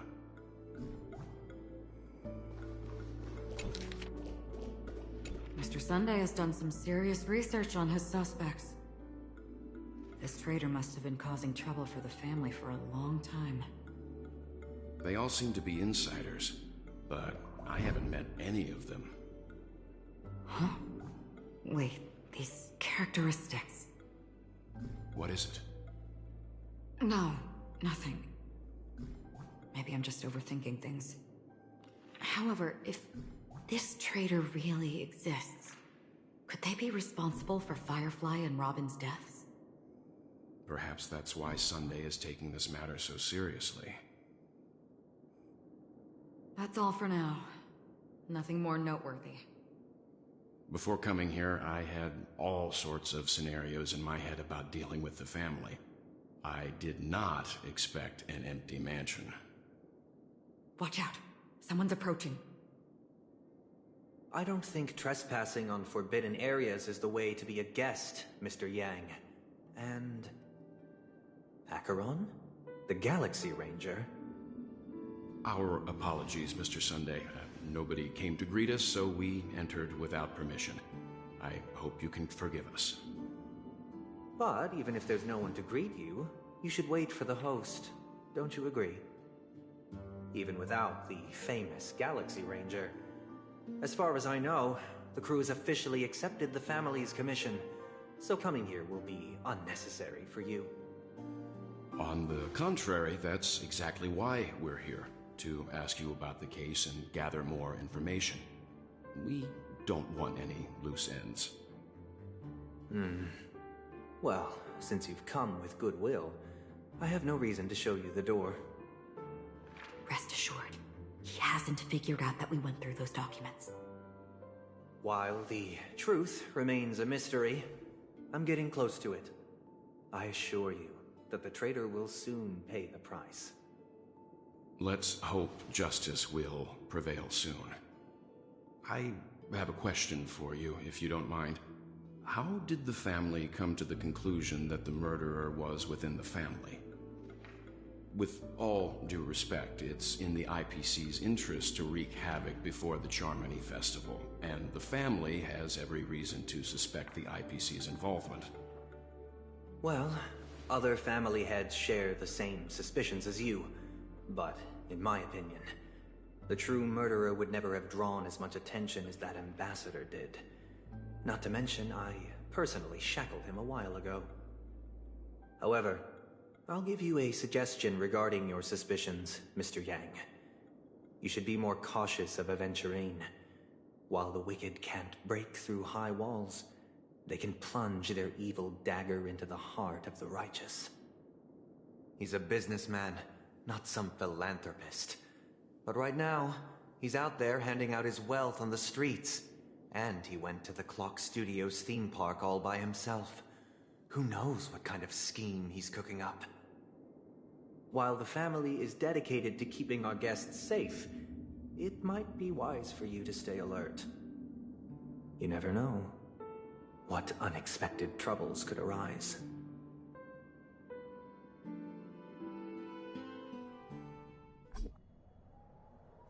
According to a Pierpoint hotline tip, there was a major breakthrough in the shocking Ejhazio Aventurine case. The suspect has been arrested. This fraud case has been linked to many departments within the Interastral Peace Corporation and the Intelligentsia Guild, causing a large drain in manpower and resources, resulting in the IPC taking a massive loss. The case's main suspect originates from Sigonia 4 and is one of the survivors of the second Kataka Abjin extinction event, who does not carry an interstellar refugee travel permit. As per Strategic Investment Department Head Diamond's sentiments, the IPC has appropriately relocated the suspect in the spirit of the Charter and will continue to conduct further investigations as to the motive of the suspect. What pretty eyes. Tell me, do they shine in the dark? Well, if they did, I'd sell them in a heartbeat. You don't know how many people long for your eyes to be closed forever. As a servant, you should not resist your master. Yet, you went and killed that man anyway. No lawyer has the audacity to defend you. Perhaps you ought to represent yourself. Not difficult, but definitely pointless. You're pretty confident on your eloquence. Did you also think that when you lied to the Intelligentsia Guild? Ask and you shall receive. You wanted the perfect construction material. All I did was offer a possibility. It was just a small wager. If your luck holds out, the IPC will dig something up from the golden sands of Ejhazio. Maybe even the Sand King's remains. Pity your luck has run out. I'll admit that. What I'm more curious about, though, is why such a grand scheme failed to benefit anyone in the end, including the perpetrator himself. Madam, I already have what I want. To be brought before you for the next high-stakes gamble. Then let's talk about the second gamble. Tell me, what are you prepared to wager this time? My life. I bet you won't send me to the gallows. What do you want, then? I want your Lenore to meet with me. I have something to say. And then what? I want cash. It can't be that simple, can it? It is that simple. 30 tanbas. The remainder of my market value. 30 tanbas. No more, no less. With this money, I'll climb to even greater heights than you. Grasp even more riches than you. I wager you won't give me this chance. Which is why you should call him here. Interesting. A pity Diamond won't see you. No one gets to see him. From here on out, I am Diamond's representative, and I will decide on his behalf. You're wrong. 30 tanbas. I'll give you that. And much more than that. Wealth, status, power. The IPC will give you whatever you want, even what you don't want. Kakavasha. A good name, but unfortunately destined to be buried in the dirt. You, though, you deserve to live, to create even more wealth for us. Go. Pick the clothes you like, then choose your desired identity. And then, use them well, child. May your schemes be forever concealed. Life is like a long-term investment. Those who choose correctly, do the correct things, reach the correct outcomes, and show the world their value. People can't always make the right choices in their lives. But luck has always been on my side. I've never lost. Is it because Gayatri blesses me? Well, if that's the case, she must also be looking upon me right now. My success is inevitable. But what then? Even if I overcome this difficult trial, what would come next? What awaits me after this glorious gamble? An even more glorious one? Will I return triumphant with unending riches after countless successes, or will I encounter failure, never to return?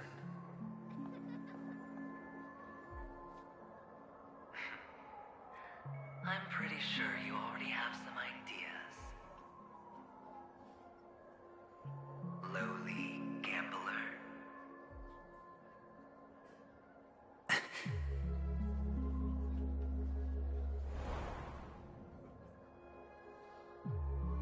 What? What? What?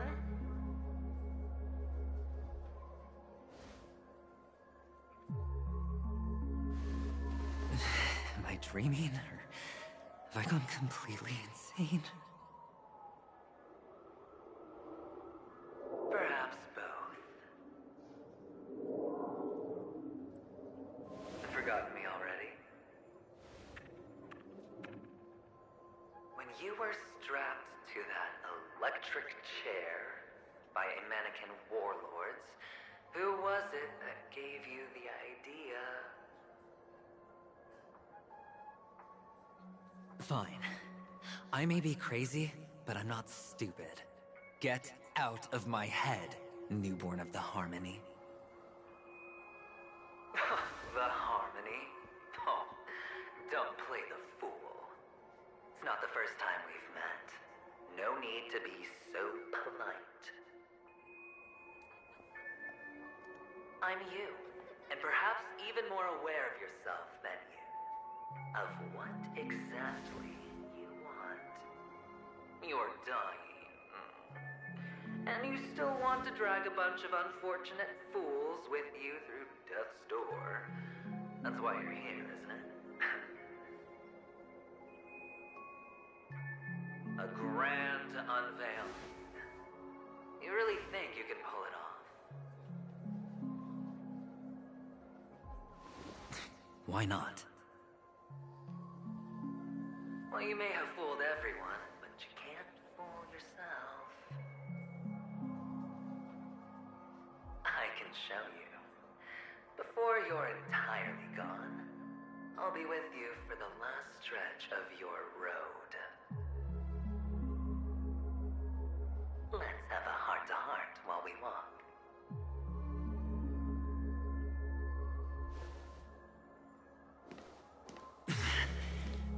What exactly are you? Most people in this world spend their entire lives just to reach one outcome. And I am that outcome. Kakavasha, I am your future. First I'm hearing things, and now I'm seeing them. Great. Am I going to be elevated into the Harmony's Emanator next? Oh, why are there no guests here? What's that featherhead doing?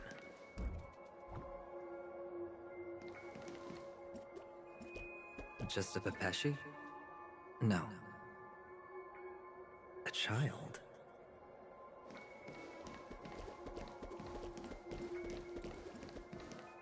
I thought minors weren't allowed in Golden Hour. Hey kid, you okay? Are you lost?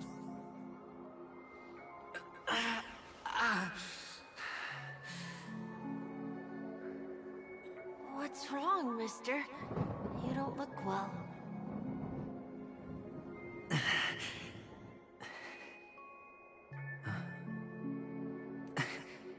Your eyes. Impossible. Who are you? They're pretty, aren't they? Sis said they're a gift from Mama Funga. Colorful eyes are said to bring good luck. Mister, you have pretty eyes too. Beautiful. Are you alone? Where are your parents? They're in that amusement park. Papa and Mama went in first. I'm just about to go look for them. I have to go. Goodbye, mister. Hope you have a good time, too. Those eyes. And Mama Funga. No, it can't. There aren't any Avtons left.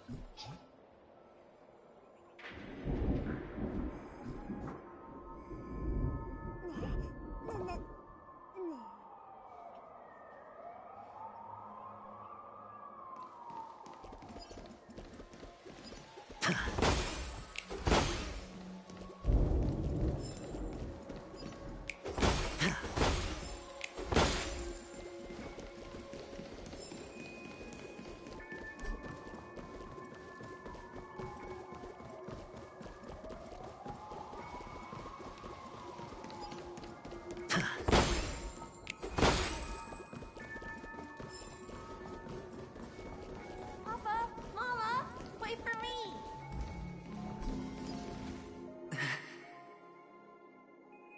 Only on Penacony, am I right? What are you still doing here? Well, you've known all along. The family truly showed leniency to everyone who came seeking help. Why would there be a need for such high walls and deep moats? However, people don't see it like that. Especially since the flavor of the dream syrup is so alluring. You will receive no charity on Panaconii. And relying on your own strength alone to topple high walls? Not a likely fate. Which is why, once you step into the hotel, you remove your high hat and beg everyone you come across for help.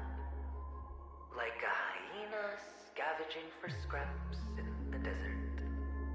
Because you know that opportunities are fleeting. Well, when you put it like that, even Ratio's a teeny peacock analogy sounds pleasant. Well, you know how rare it is for me to give you the straight dope, so listen while you can. It's good timing that you mentioned the doctor. I'm especially fond of what you and he have in common. The conspiracies, calculations. Especially the part about the finale, a magnificent act of betrayal. Oh, when everyone thinks this way, who would even suspect that it was another trap you've meticulously devised?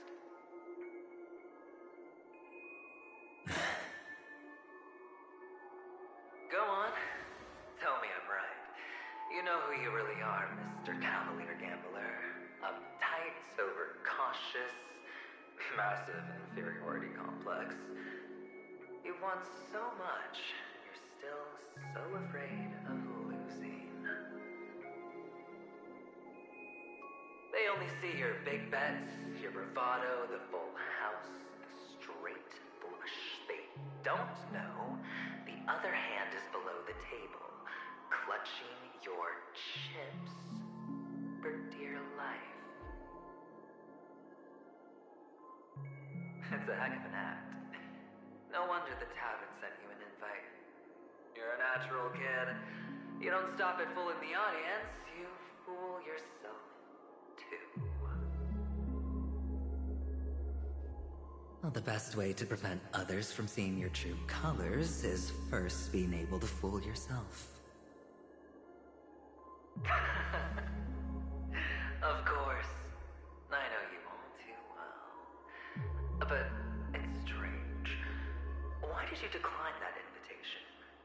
You had the chance to embrace elation. Was that not what you most wanted? But you chose the IPC instead. For the preservation? I doubt it. Do you even have anything in common with the preservation?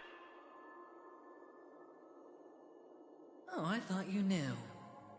Didn't you say you had me pegged? We're done. Either stop talking or disappear from my sight. That's fine. But who exactly is about to disappear here? Well, it's not going to be me, anyway.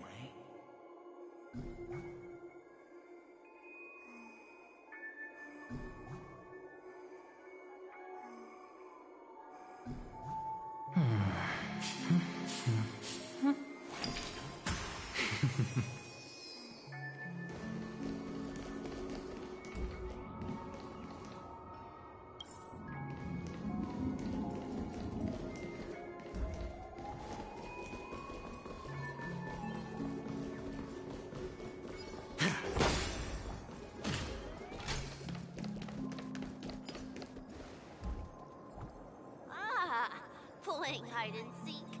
I'm really good at this.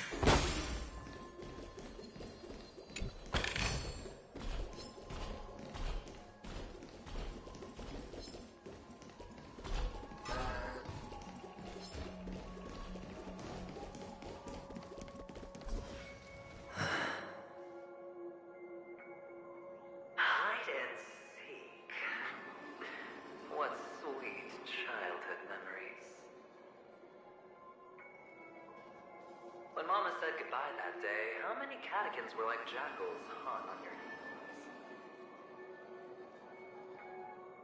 I know you won't forget that sound anytime soon.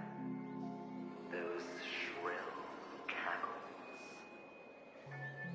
You had to hide right under the noses of those savages. You and Big Sis, playing dead, drifting in all that bloody water. Completely ruined that shirt. Shame. Wasn't that the last one Dad left behind? It wasn't ruined. I've always kept it. Come on. It's a rag. It's not like you can ever wear it.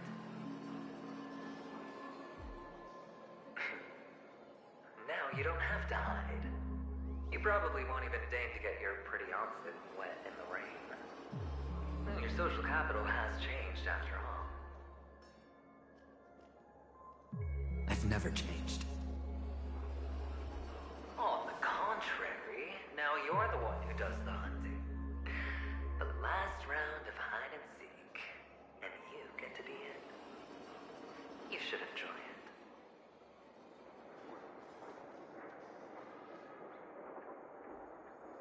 That child. Could he be in here?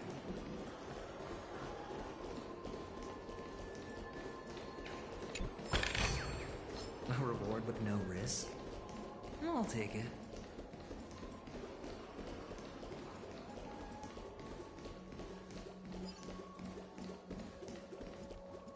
Oh, the bigger the risk, the better the reward.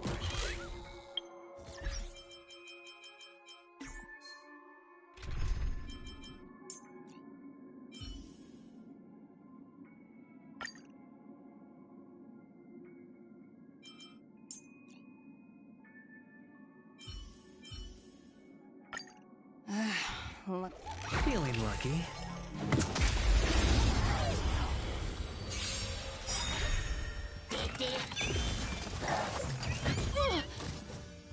Right!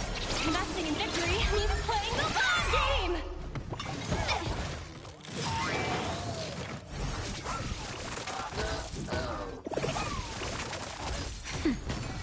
Ouch, ouch, ouch! Spend freely.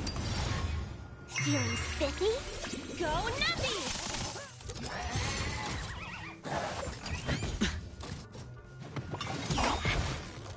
Can you find the answer?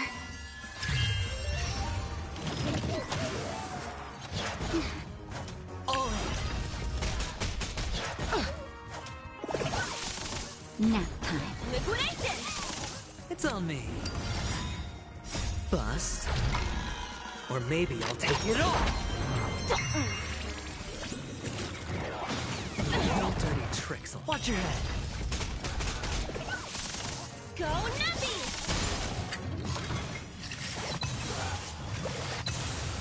Right! Nothing in victory means playing the long game!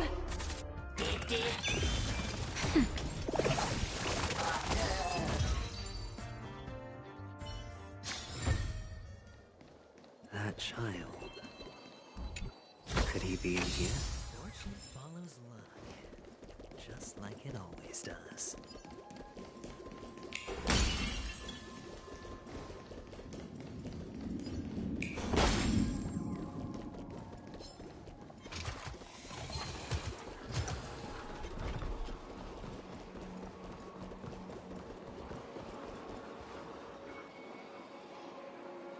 Is this... a topaz? What is this doing here?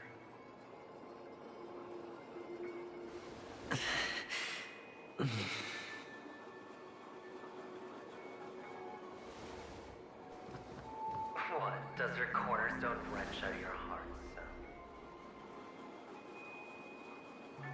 I was merely curious at why it was here. Maybe that winged guy put it here. To taunt you. Just to make you realize that your painstakingly arranged magic show is nothing but a death rattle. cornerstone's hue is the same as the radiance of Clipant's body. I've got to give it to you. I've heard a lot of baloney, but that lie deserves a prize for sheer nerve. If he were just a little bit smarter, the jig would have been up right there. This is just bait. Of course. That's why Ratio's betrayal was one of the keys to your plan. I have to say, that doctor's acting was superb. Or maybe he wasn't acting at all. All the better for you. Sunday didn't become head of the Oak family by acting sloppy. He's obsessed with control. You have to give him enough detail to satisfy his meticulous nature, but not so much that he gets suspicious. Which is why you had Ratio seek him out and leak the plan on purpose. To prevent the other party from suspecting anything. The intel you gave to Ratio was all true. He spoke the same to Sunday. Finally, Sunday took the bait, found the other cornerstone, and before you know it,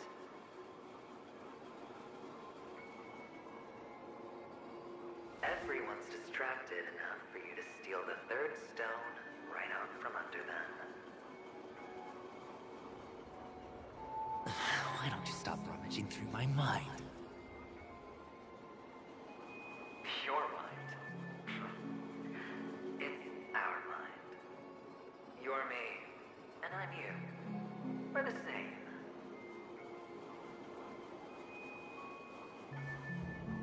The best way to prevent others from seeing your true colors is to first be able to fool yourself. Really? You can't even fool yourself. You just got lucky this time.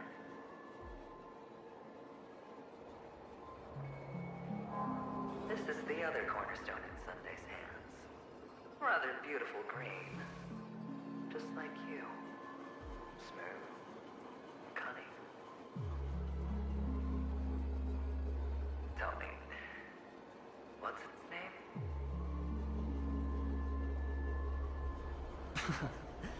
Why are you even asking me? Must I do all the work? Aventurine is the stone of luck and trickery.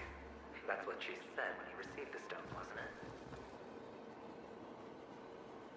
This type of stone isn't rare, but its hue is very similar to a certain gem. In fact, it's often used as a substitute. And that more precious gem is...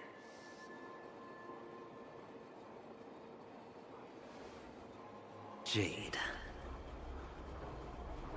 Even Sunday can't tell the difference. Well, looks like Jade can be substituted for Aventurine, too. Sauce for the goose. Aventurine, Topaz, Jade. 3 elites, 3 cornerstones who, for a measly penny, offered their everything. Oh, you're even more united than the family. As I've said before, 3 chips are sufficient. All or nothing. But will it be the former or the latter? We'll find out soon enough. So, where's the real Aventurine stone? Take it out. Let's have a look. Suddenly you don't know where it is? I just want to hear you say it. After all, it really does resemble its owner.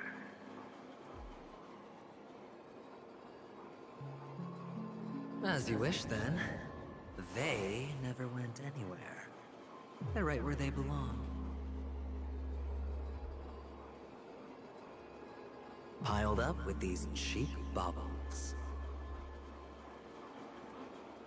You smashed the Aventurine stone before you left. Oh, just look at it. like your life. Poor thing. A humble pebble coated in the most lustrous sheen. I take it back. This thing is far more precious than your life.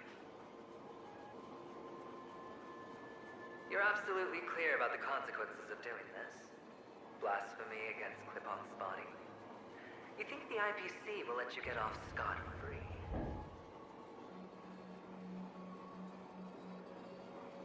Well, Diamond has always been all about results. As long as I could create value far beyond the cost, the ends justify the means. How else would the family be fooled if there was no price to pay? It doesn't matter. Even smashed to smithereens, the preservation's cornerstone can still be used. Its effect may be greatly diminished, but it's enough for me. Now I'm really curious. Why does every step you take involve reckless risks, and the choices you prepare for yourself always come with a strong impulse for self-destruction? Do you truly believe that the greater the risk, the greater the rewards? I wouldn't have guessed you'd be so loyal to the IPC. There is so much you don't see. Which is also why you'll never see how I'll win it all. That is, if you can do what it takes. We'll just have to wait and see then. The cornerstone is gone. Another illusion of the harmony. Huh?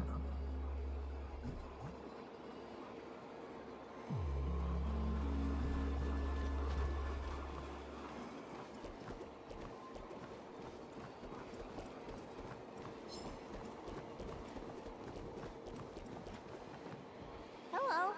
We meet again, Mr. Pretty Eyes. Yes. We meet again. Did you find your mother and father? Of course. Big Sis is there too. The four of us were just playing hide and seek. I'm so happy. On our way here, Papa even brought me to see a blimp. I think you mean film. Yes, that's it. Putting many drawings together and turning them into a moving wall painting. They put me, Papa, Mama, and Big Sis together, turning us into one big family. You should give it a try too, mister. You look sad. The amusement park will cheer you up. Sure.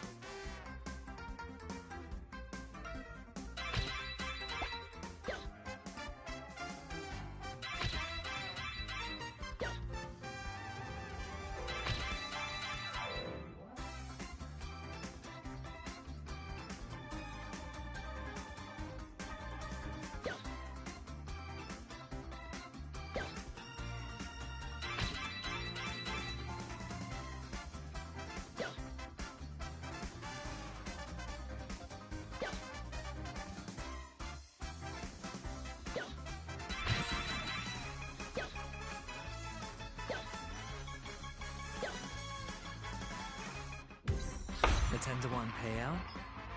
Music to my ears.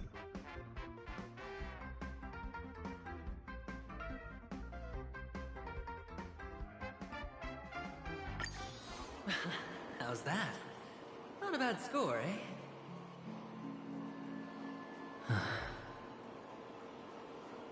Boring.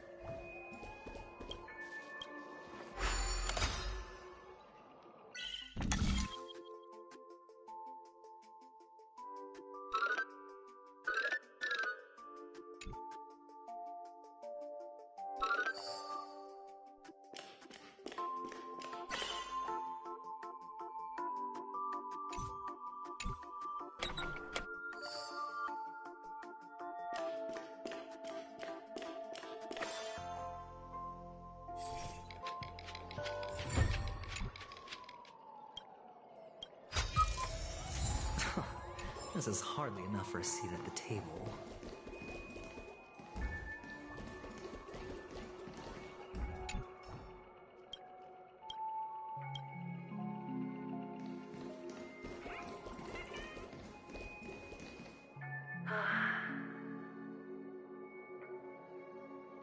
Why aren't you talking?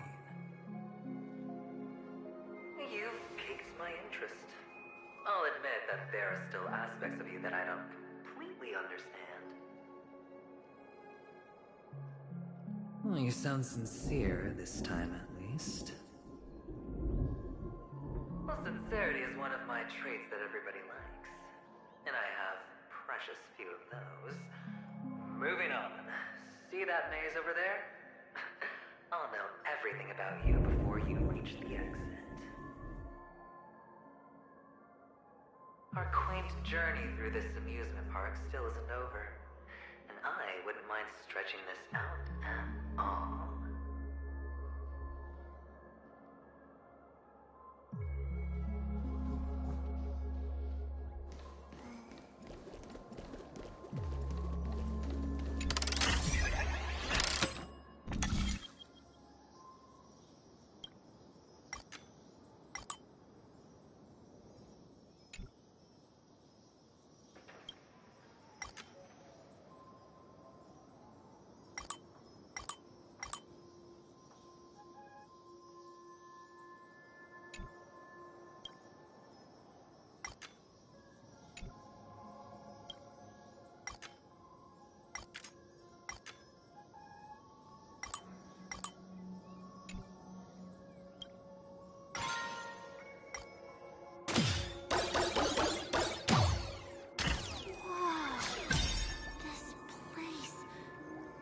So tall!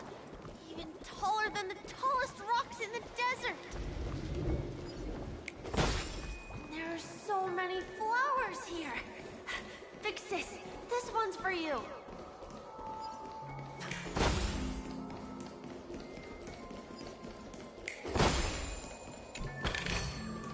No reward for no use. I'll take it.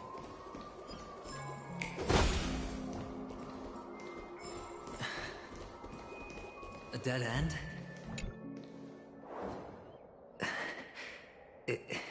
Is this... Oh, what's on your mind? It's got nothing to do with you. Do you need a hint? These are manacles on you. That man gave you your first job. You made your first pot of gold. I remember it all too well. You wrapped that iron chain around your fist, for that is the only tool you could find. Then, in that maze, you... Shut up! Oh, you don't wish to face your past? Unwilling to admit that your life is worth only 60 tons. Well, from what I see, you refuse to confront it, because it only proves your weakness. How could a weak person take such daring risks? Oh, that's right. You love the thrill of danger. But you refuse to let go of meaningless sentiments. Even in this beautiful dream, the only thing you dare allow yourself is death. In your hands, those who follow you could have become Joker cards. They're far more useful that way. It's not like this is the only place the family ever cut corners. You could have had tons of action if you weren't so all or nothing. All it takes is a meager sacrifice. I bet Opal would have resolved this without a fuss. A pity you're not him. Well, you wouldn't be in this state if you could just get with the program. And why couldn't you? Out of professional integrity. Those techniques you mentioned are highly efficient, but it's not that I don't know about them. It's more like I couldn't care less. Get it? What fun is it if the fight isn't fair? Fair? You assume your opponents would fight fair in the first place. The odds are obviously not in your favor, so how are you just breezing by? Did that masked fool's words awaken something in you? Well, she gave me an answer that could turn everything upside down. Everything? You mean it could make all the cards on the table just disappear?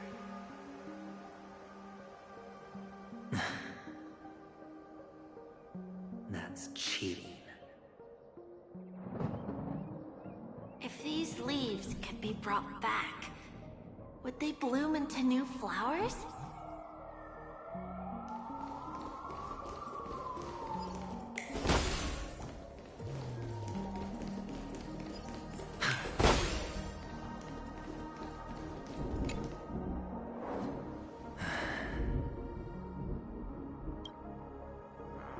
Your expression right now is hard to put into words. The lucky charm Mama left you is made from gold. Why did you never consider selling it? You obviously could have lived a normal life like Big Sis that way.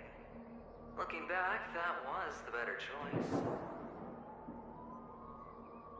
Mama only left us with 2 pieces of jewelry. A necklace and a lucky charm. There won't ever be a 3rd piece. That's what you always say, but you actually regret it, don't you? That you didn't sell them. You can zip it if there's nothing to talk about. I know. You must remember what Big Sis told you. You're a child blessed by Gaiathra and Triclops, and can lead the clan to happiness. So always remember to protect yourself and never resent the pain and poverty you're going through. The words still ring in your ears, don't they? You're a good kid, so you definitely won't have forgotten. So, you surely won't forget how tragic her last moments of life were. How the piercing laughter behind you felt like it was drilling into your heart. You ran away without looking back, just as she told you to. Tisk, tisk. A lifelong regret, indeed. Enough! Do you not have anything better to talk about? Oh, shut me down like a champ! Well, I guess when it comes to mind games, this isn't exactly your first rodeo. I think I finally get you. And woo! You are nuts! In the end, I'll ruin this beautiful dream and create the grandest death.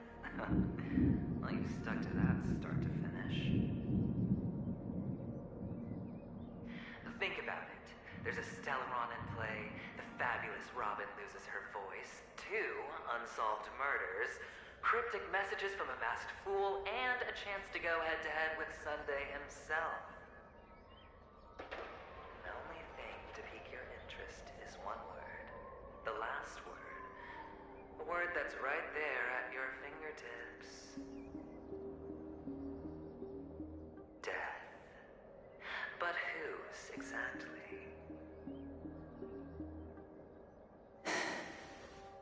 We'll know when the dice falls. All right then. Reserve a seat for me in the audience. I'm curious to see just how capable you are. Still, you never answered my question.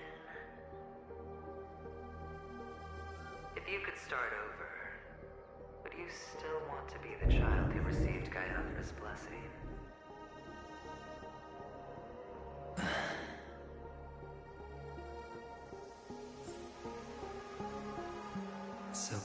this time? Has he fully gone? Or am I the one about to disappear?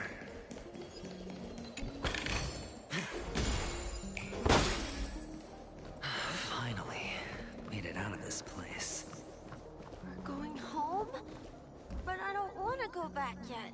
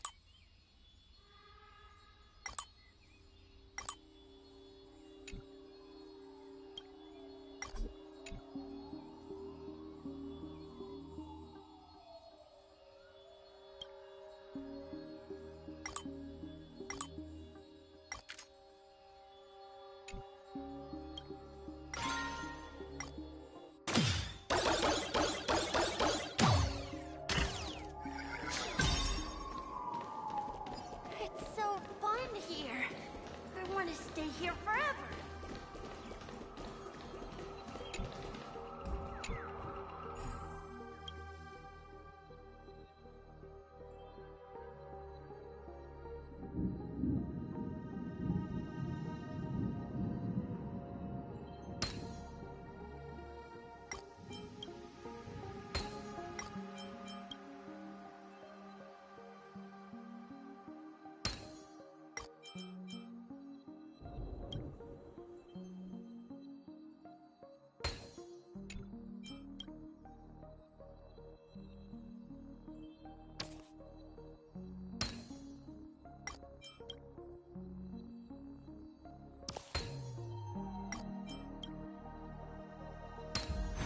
A 10-to-1 payout? Music to my ears. A reward with no risk? I'll take it.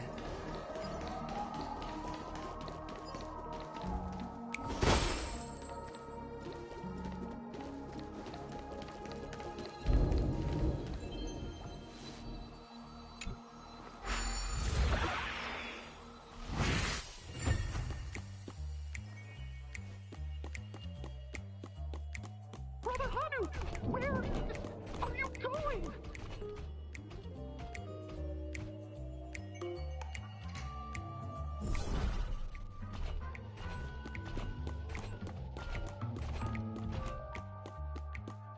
There's only one place he can be going, whether it's in the past, present, or future.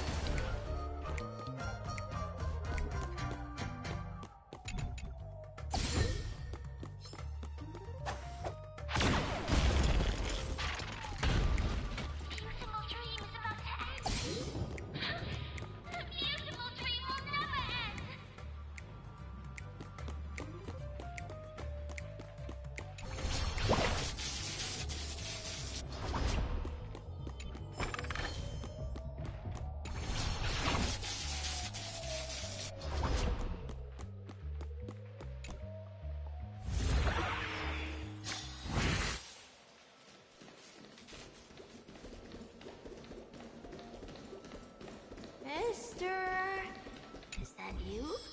I hear the sound of leather shoes.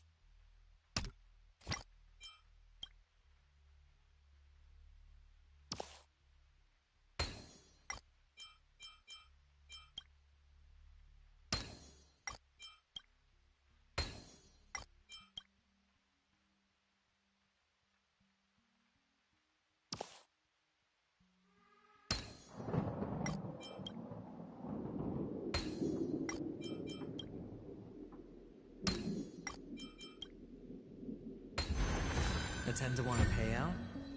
Music to my ears. Fortune follows luck, just like it always does. Ah, it really is you.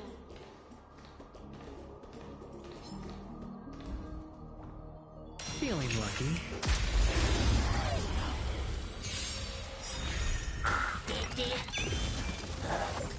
Like that, huh? Go nutty! Nap time. It's on me. That hurts. Watch your head.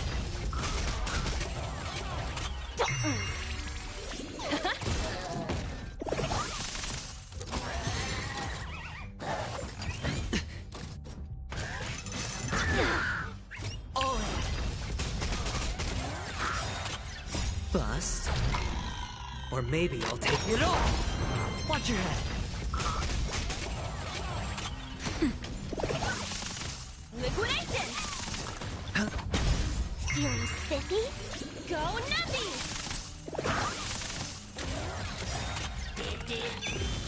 Nap time. Spend freely. Bust. Or maybe I'll take it all.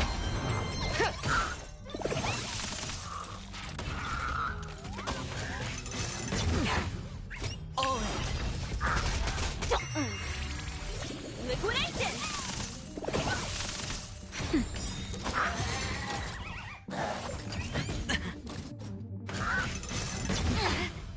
Watch your head.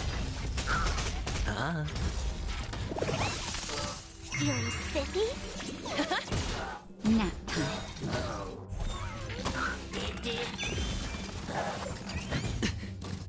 Go nutty! Right! Investing in victory means playing the long game! It's on me.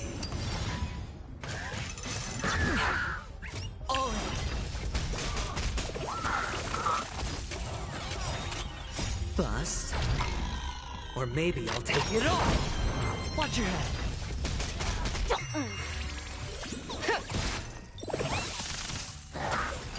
Like that, huh? Nap time.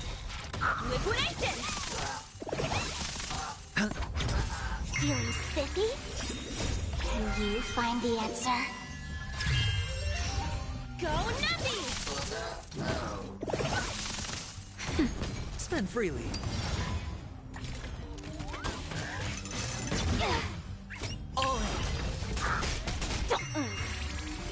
Liquidation!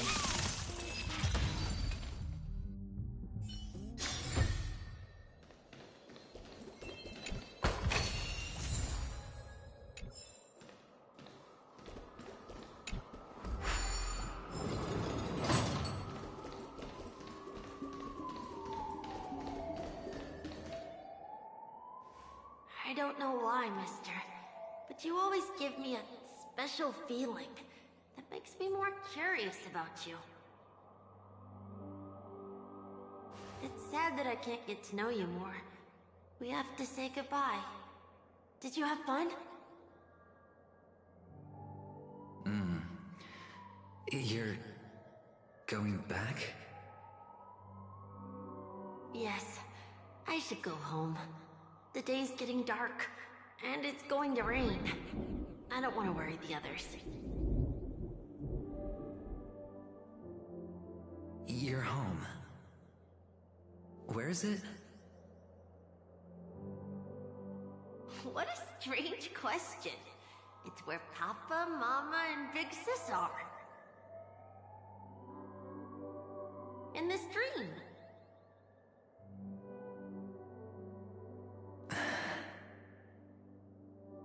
This amusement park. This beautiful dream. They really are peaceful. Everyone loves it. But, mister, why don't you like it? Because they're not here. Where are they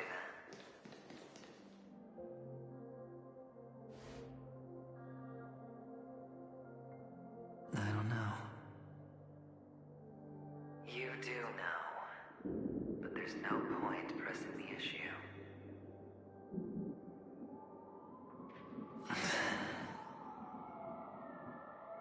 Admit it. You're tired.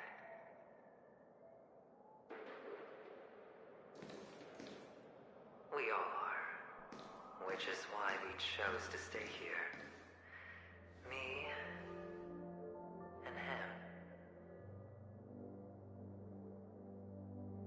Your past and future. How long will you stay? Forever. We'll be with you forever in this dream. This is the greatest honor that we can offer to those who hurtle towards death.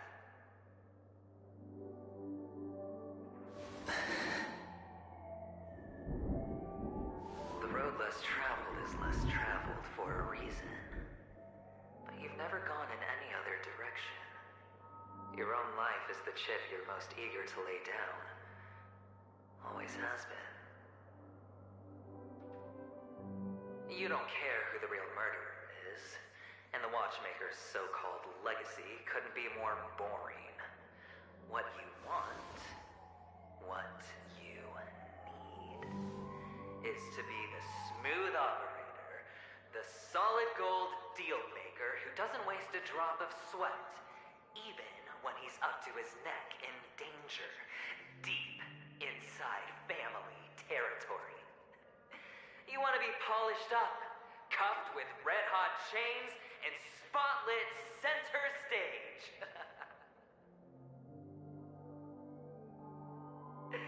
You'll be the closing act, the final sacrifice. I can do it.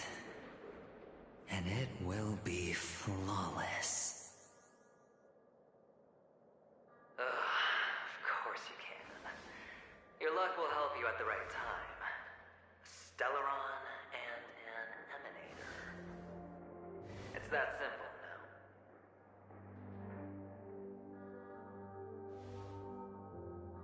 That way, the IPC will earn a place at the table. And as for you, you'll just happen to slip the leash, leave the rat race, extract yourself from this endless debacle. You'll have the freedom you've always dreamed of.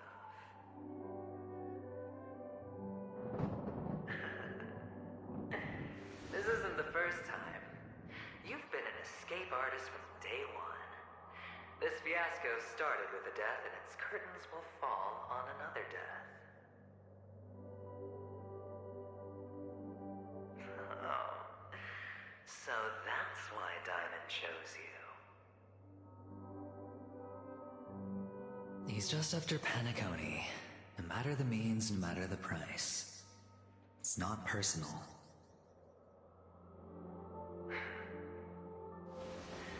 It's hard, isn't it?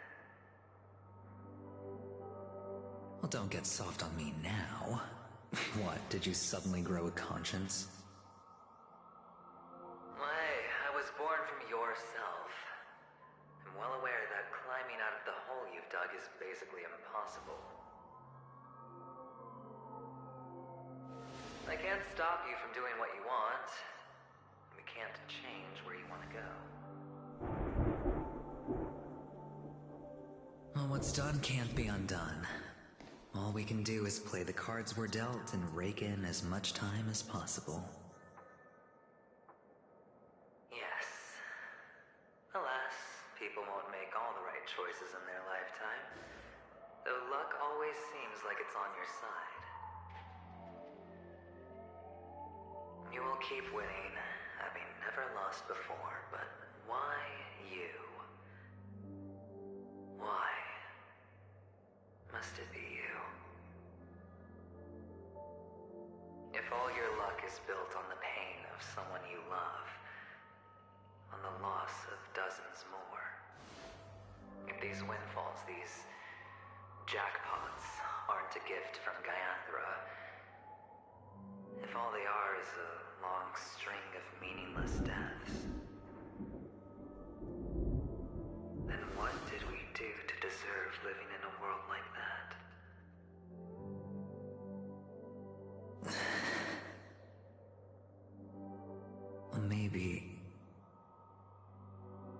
Maybe when I get to where I'm going and look back, I'll know what the trip was all about. Fine. Time to make a move, my friend. I'll be waiting up ahead. Say goodbye to the kid before you shuffle off.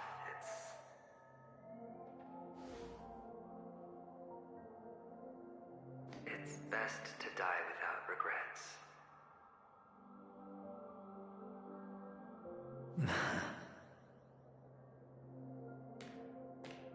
And now, only we are left. Can you take a photo for me? I want a memento.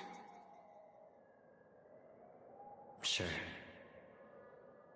Come on.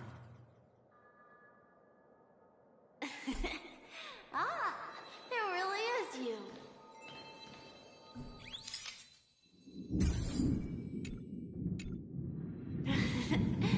How nice.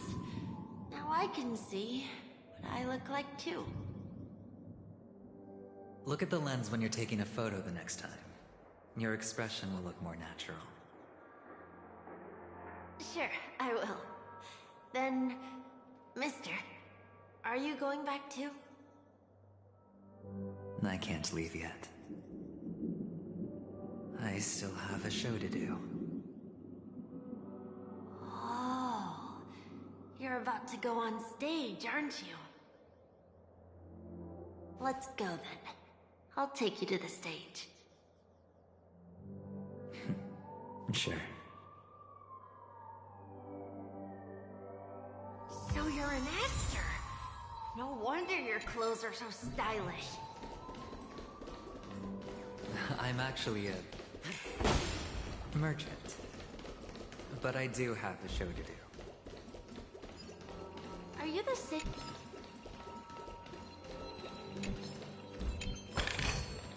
A reward with no risk? I'll take it. Feeling lucky.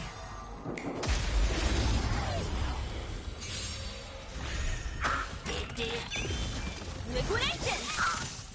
Right! Investing in victory means playing the long game! Nap time. It's on me. That hurt.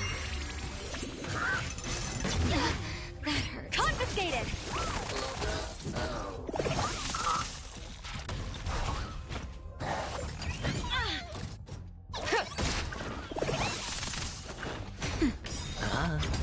Feeling spiffy?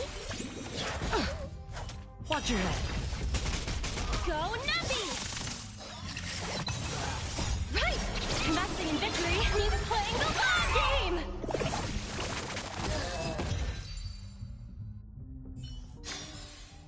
So you're an actor. No wonder your clothes are so stylish.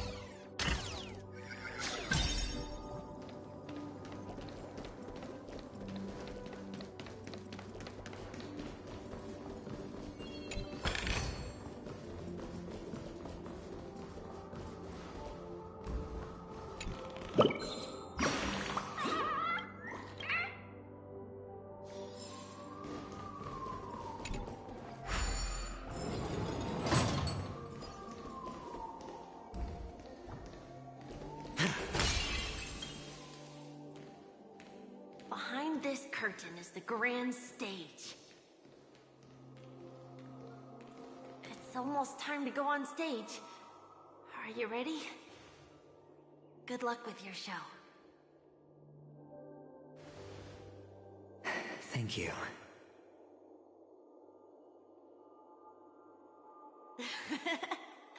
You still seem pretty nervous. Let's put our palms together. If you receive Gaiathra's blessing, you'll feel more relaxed. Putting our palms together is a simple ritual. By putting our palms together and reciting the prayer to Mama Funga, she will bless us. If you're not familiar, I can guide you. It's all right. I know how to do it.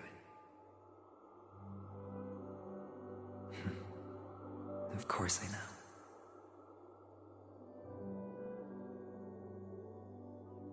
This is where we go our own way, Kakavasha. The catechins are coming. Why? The catechins have already taken all our money, food, and they killed our parents. What more do they want?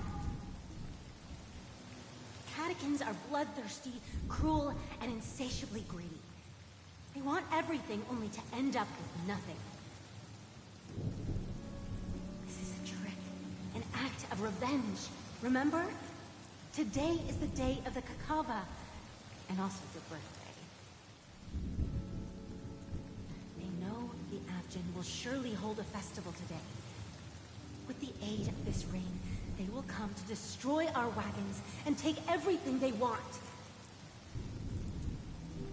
Little do the catechins know, this time we will fight back. The men in black that descend from the skies are on our side. The catechins stand no chance against them, and will surely pay for their arrogance.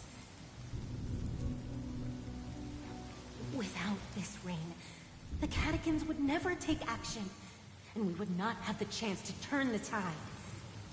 This is a gift from Gaiathra, and you are Kakavasha, whose good fortune will bless your sister with success.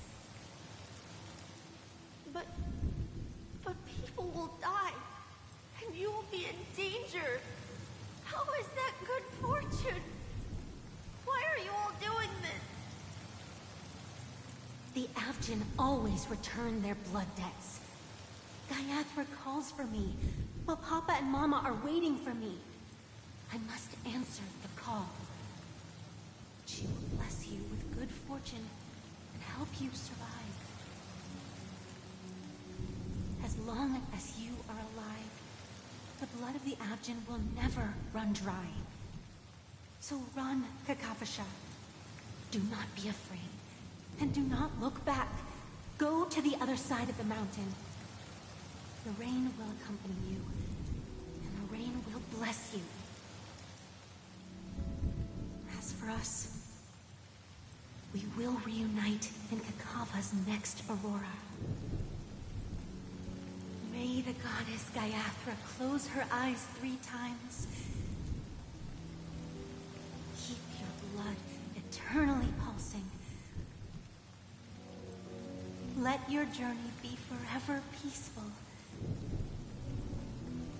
and your schemes forever concealed.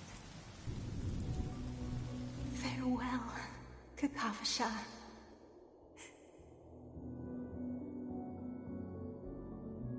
Newsflash from the Inter-Astral Peace broadcast. The IPC Marketing Development Department spokesperson confirms that a small-scale rebellion has broken out in the unclaimed region of Sigonia. The situation is now under control. The insurgents are from a local clan known as Kataka, which has a long history of disdain towards the IPC. This has caused a serious negative impact to the work of the IPC's Marketing Development Department. The clan launched a massive attack on the Avgin, who were under the protection of the IPC, resulting in 6,728 deaths and 3,452 missing. The casualties are currently under the care of the frontline trauma team. The spokesperson expresses his deepest condolences for this devastating humanitarian disaster. At the same time, delivering an important message on this matter to all interplanetary citizens. Finally, he proclaims, the hammer of preservation will fall for all beings, regardless of life or death, regardless of race, regardless of ideology, to uphold the basic rights we inherently possess.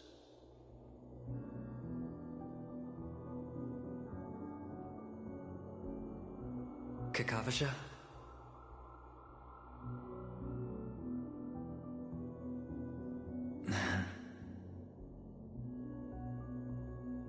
Bye.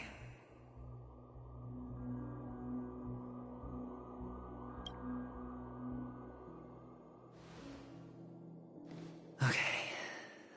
All the actors are in place. It's time for the show to begin.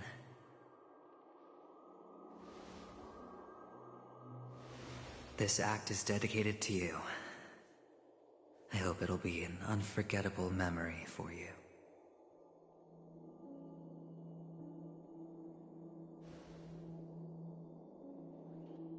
Kakavasha.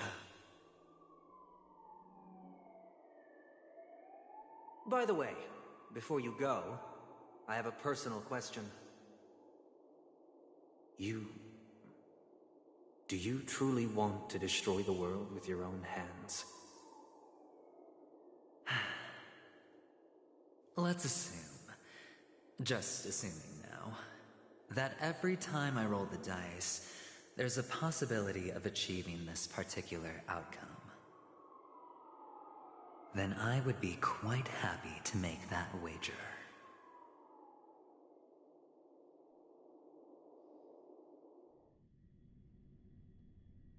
Is this Miss Acheron? Hello, I'm Himiko, the Astral Express's navigator. Hello, I'm Mark 7. I'm sure he needs no introduction, as you definitely know him.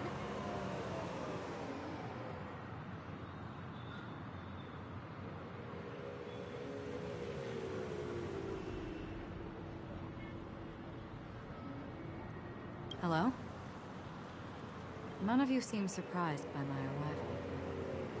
Since Welt has decided to travel with you, it means that he trusts you. And we trust his judgment. I envy your close friendships. Miss Acheron here doesn't present a danger, and she's of no threat to the Astral Express. Aventurine's prior accusation was based on nothing more than his own subjectivity. Which is why, before we continue working together, he has a duty to explain himself. You want to create a situation where all three parties are present? There must be some deeper meaning behind Aventurine's actions. I suspect he's been aware of Penacony's secret from the beginning, and has been continuously strategizing to unveil it. In that sense, the Astral Express's role in his plans would be imperative. In the worst-case scenario, he may use us to do something unexpected. Assuming things do escalate to that stage, having an extra ally is a good insurance policy. Penacony has numerous factions, and the state of affairs is significantly more intricate than that of Belobog and the Xianzhou.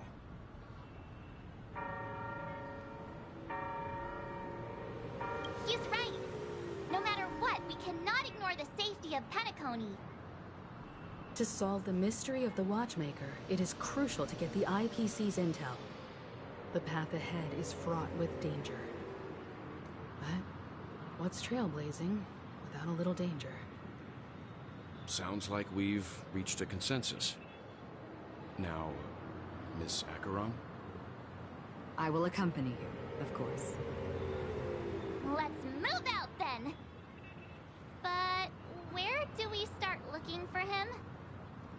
No need to rush. If he truly has laid a trap, he will definitely use every means to lure us in.